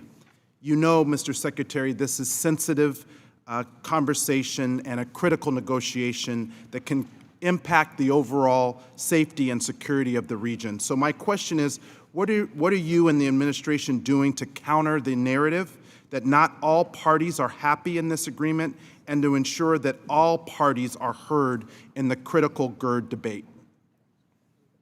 Well, thank you. I'm actually glad you brought that up. I've spent a lot of time on this over the last 4 months, and I think it's a very important issue to the entire region.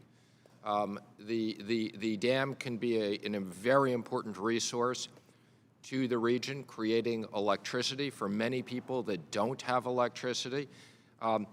But it is obviously also grave concern. There's safety concerns here. There's water concerns. My primary question is, what are you doing to ensure that all parties feel that they are heard and that the United States is not imposing more so than having a balanced role? Again, I'm sorry. I was just giving you a little bit of background. I'm fully apprised of the project. For 8 years, they've been arguing about this and made no progress. We made So what are we doing, I'm sorry, sir, to make sure that people feel that this is a balanced approach? We've had over 10 meetings of all 3 teams here. Again, we've been trying to bring the parties together. They've made enormous progress. We were incredibly disappointed that Ethiopia didn't show up at for the last meeting. And where we are now is Sudan and Egypt have said, which we agree with, that Ethiopia should not fill the dam until there's an agreement. And that's a safety issue for 700,000. Reclaiming my time. I'm happy to follow up with you later. I think that if you balance this approach, then maybe Ethiopia can come back to the table.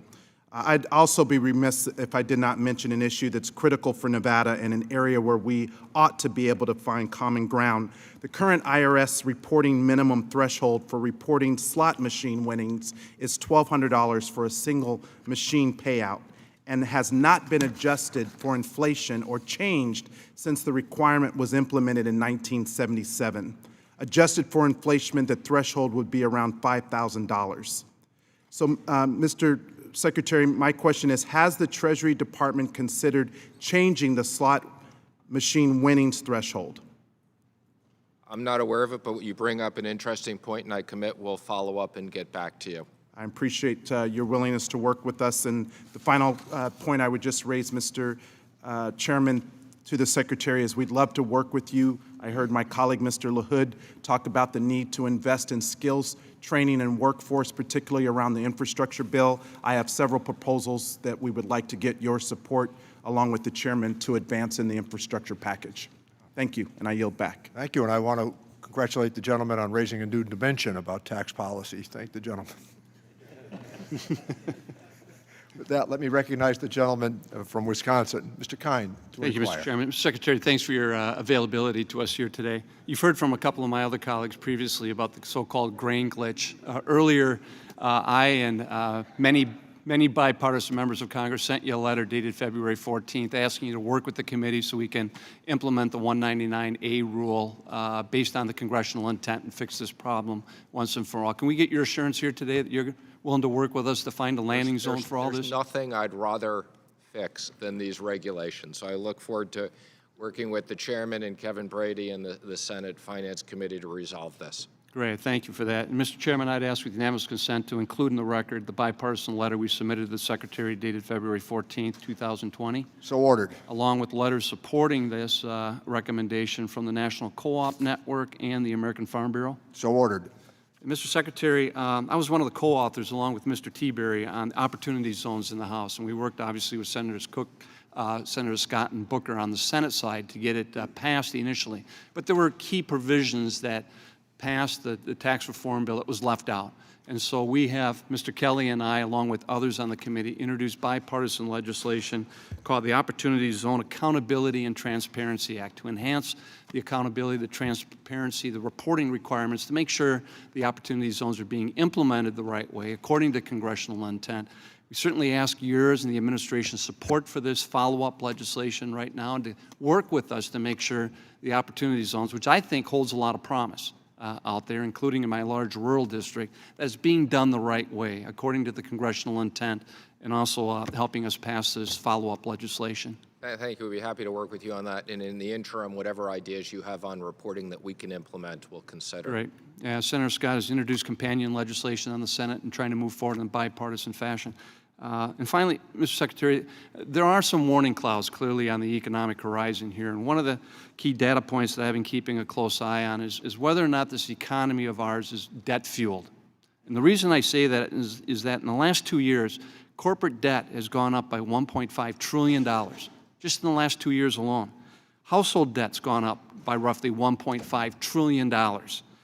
Consumer credit card debt has gone up by $130 billion, from roughly $700 to $830 billion in just the last 2 years. Student loan debt has gone up almost $3 trillion, from $1 to $1.3 trillion right now. And of course, our annual budget deficits are exceeding $1 trillion on an annual basis with no end in sight. Are you concerned, as I am, that if things do turn south, whether it's coronavirus or some other reason, and let's face it, the economic data wasn't particularly strong domestically and globally when it came to growth, even before the coronavirus broke out, that these fundamentals may appear a little bit weak to withstand a significant economic downturn, which may be upon us? Well, let me just comment, and as our budget does, I think that the deficits over time need to be dealt with, that fundamentally we have to grow revenues faster than we grow expenses. In regards to corporate debt and other things, I share your concern on student debt, student lending.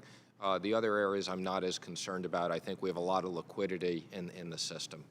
Well, and obviously it was announced today that the Fed reduced interest rates by 5 basis points. The market's still going down significantly. I'm doubtful whether that type of monetary effort can really deal with a global pandemic because of the factors underlying it. But are you anticipating any global central bank coordination when it comes to addressing the coronavirus spread throughout the global economy? Or are we on our own? You may have not been here when I commented earlier. I did have a call this morning with the G7 finance ministers and central bank governors, and we are very much focused on coordinated action where we can do that and appropriate responses. Okay, thank you, Mr. Secretary. I yield back. Thank the gentleman. Let me recognize the gentleman from Kansas, Mr. Estes, to inquire. Thank you, Mr. Chairman, and thank you, Secretary Mnuchin, for being here. We appreciate your involvement, all your active role, and the actually the amount of questions we've peppered you with, been of a wide variety of subjects this morning. Before I make my comments, I wanted to correct a couple things that were said earlier. One of the comments was that drug companies are taking their reduced taxes from the Tax Cuts and Jobs Act and benefiting from that. Actually, what is happening is that over the next several years, they're going to invest $27 billion into new cures and new capital expenses. And so that's one of those things that's a positive thing out of the Tax Cuts and Jobs Act. The second thing I wanted to at least note that, there were some claims made that profitable companies are not paying taxes. And actually, the Tax Cuts and Jobs Act makes it more difficult for big companies to avoid taxes because of BEAT and GILTI and changes into the NOL rule. Also, companies that end up may not have profits in a particular year. The data disregards that the book tax differences such as expensing or tax incentives like green energy credits or the LIHTC that is supported by Democrats and some Republicans. I encourage all members who are confused about these differences to read the Joint Committee's document prepared for our hearing on the corporate income tax, which addresses some of these issues. Mr. Secretary, I do want to commend you for your work helping guide the American economy. We've had some record and some phenomenal things over the last few years in terms of looking at our low unemployment, the economic growth we've had, and the fact that now we have more open jobs than we do job seekers, and that's a huge plus for first time in America. All that's kind of laying a great foundation for our economy to keep growing. Also want to mention, as we'd mentioned previously, thank you for your work on the digital service tax. Some of that, obviously there's some efforts there coming in from other countries. It's disappointing that, starting with France, but also other countries like Spain and the UK have copycatted the French DST when the administration here in the U.S. has been clear that we need to act against countries that have those unfair taxes. We want to make sure we support the U.S. trade representatives as they work to resolve the issues with the French tax that's unreasonable, discriminatory, and burdens U.S. commerce. I can assure you that there's bipartisan and bicameral support for an OECD solution, and I just want you to know that we've got your back in the work that you're doing there. I did want to ask one question around that, is that, do you think it's wise for the UK to look at implementing a DST while they're in the middle of this trade discussions with us? Well, we've had discussions with the UK. The good news is their tax does not get collected till next year, so they in essence are in the same place as the French. Yeah. Well, thank you. And before I run out of time, I also want to mention one other thing that I've been working on, actually, before I came to Congress, and was mentioned earlier by Representative Davis about the unclaimed savings bond and the issues there. And as Kansas State Treasurer, it was important to me to help return money back to American citizens, to Kansans in particular.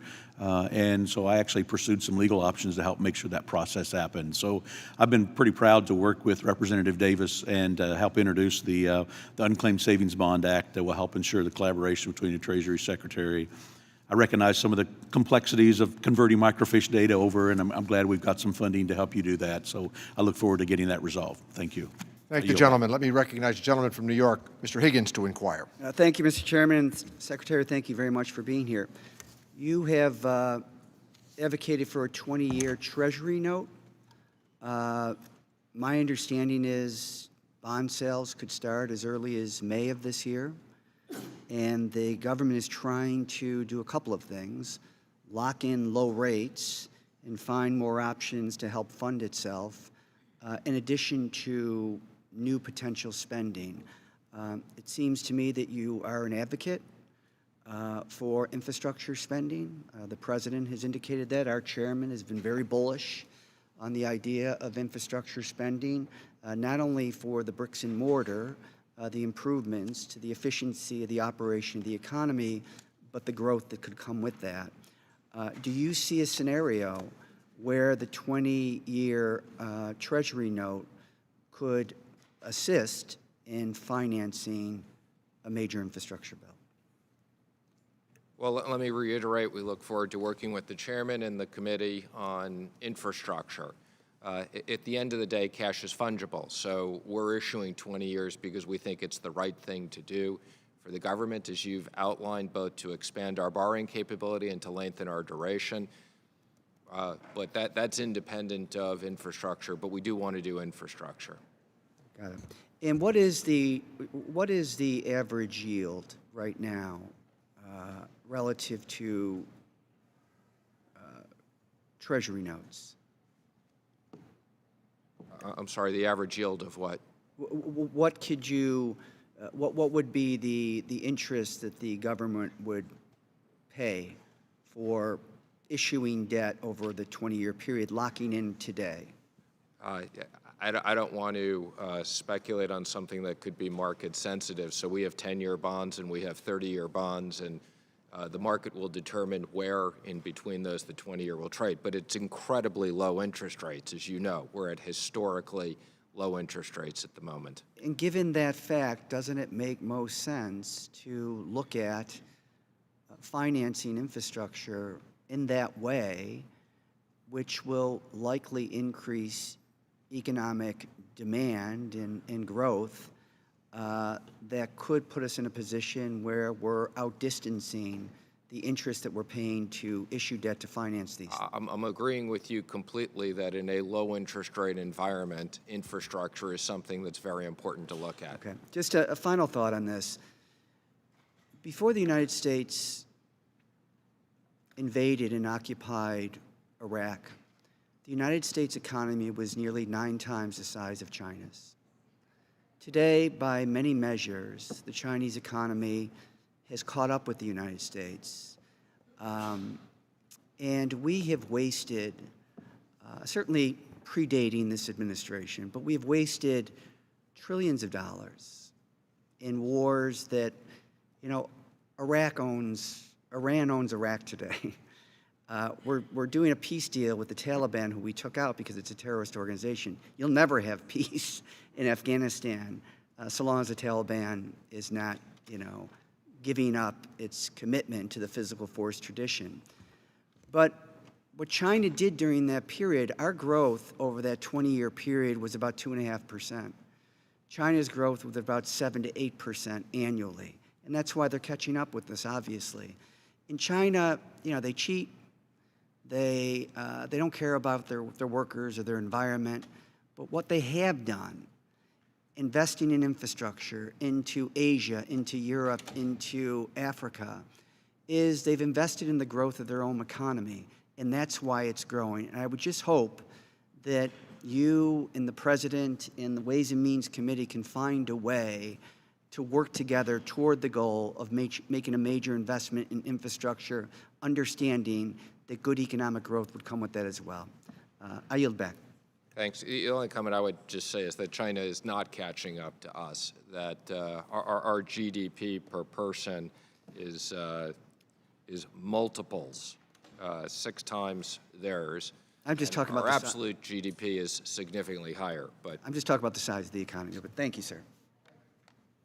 Thank the gentleman. Let me recognize the gentlelady from Alabama, Ms. Sewell, to inquire. Thank you, Mr. Chairman. Mr. Secretary, welcome. One of the top priorities in Congress for me has been expanding economic opportunity for the folks back home in my district. The median household income in my district is just above $37,000. And we've had and face persistent poverty areas for more than several decades now. These challenges demand a comprehensive approach to economic revitalization, and we need to use every tool in our toolkit to help bring about better resources and more opportunities for these persistent poverty areas. This includes leveraging the tax code to incentivize the types of investments that can uplift these communities. We've seen the success of programs like the New Market Tax Credit, for example.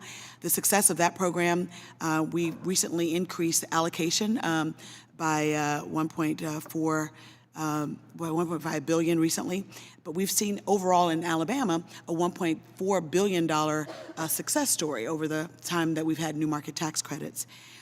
However, I'm concerned that the allocation that the President's budget requests for this program and other important CDFI funding sources are too low. And I encourage the Treasury Department to work with Congress to appropriately fund these very important community development investment tools. Like my colleague Ron Kine, I too am encouraged by opportunity zones and want to see their success, especially since it's meant for to be successful in communities that have had consistently been underrepresented. I am concerned, however, about the lack of appropriate reporting requirements. Too often we see, especially in the news, opportunity zones seem to be going to high-end real estate areas. But I can tell you that in a rural part of my district, actually my hometown of Selma, Alabama, there's an opportunity zone that's helping to renovate an old hotel called the St. James Hotel. What I'm concerned about and my constituents are concerned about is that in renovating it and making it, that downtown area be revitalized, that we don't gentrify it and we don't push folks out of that area.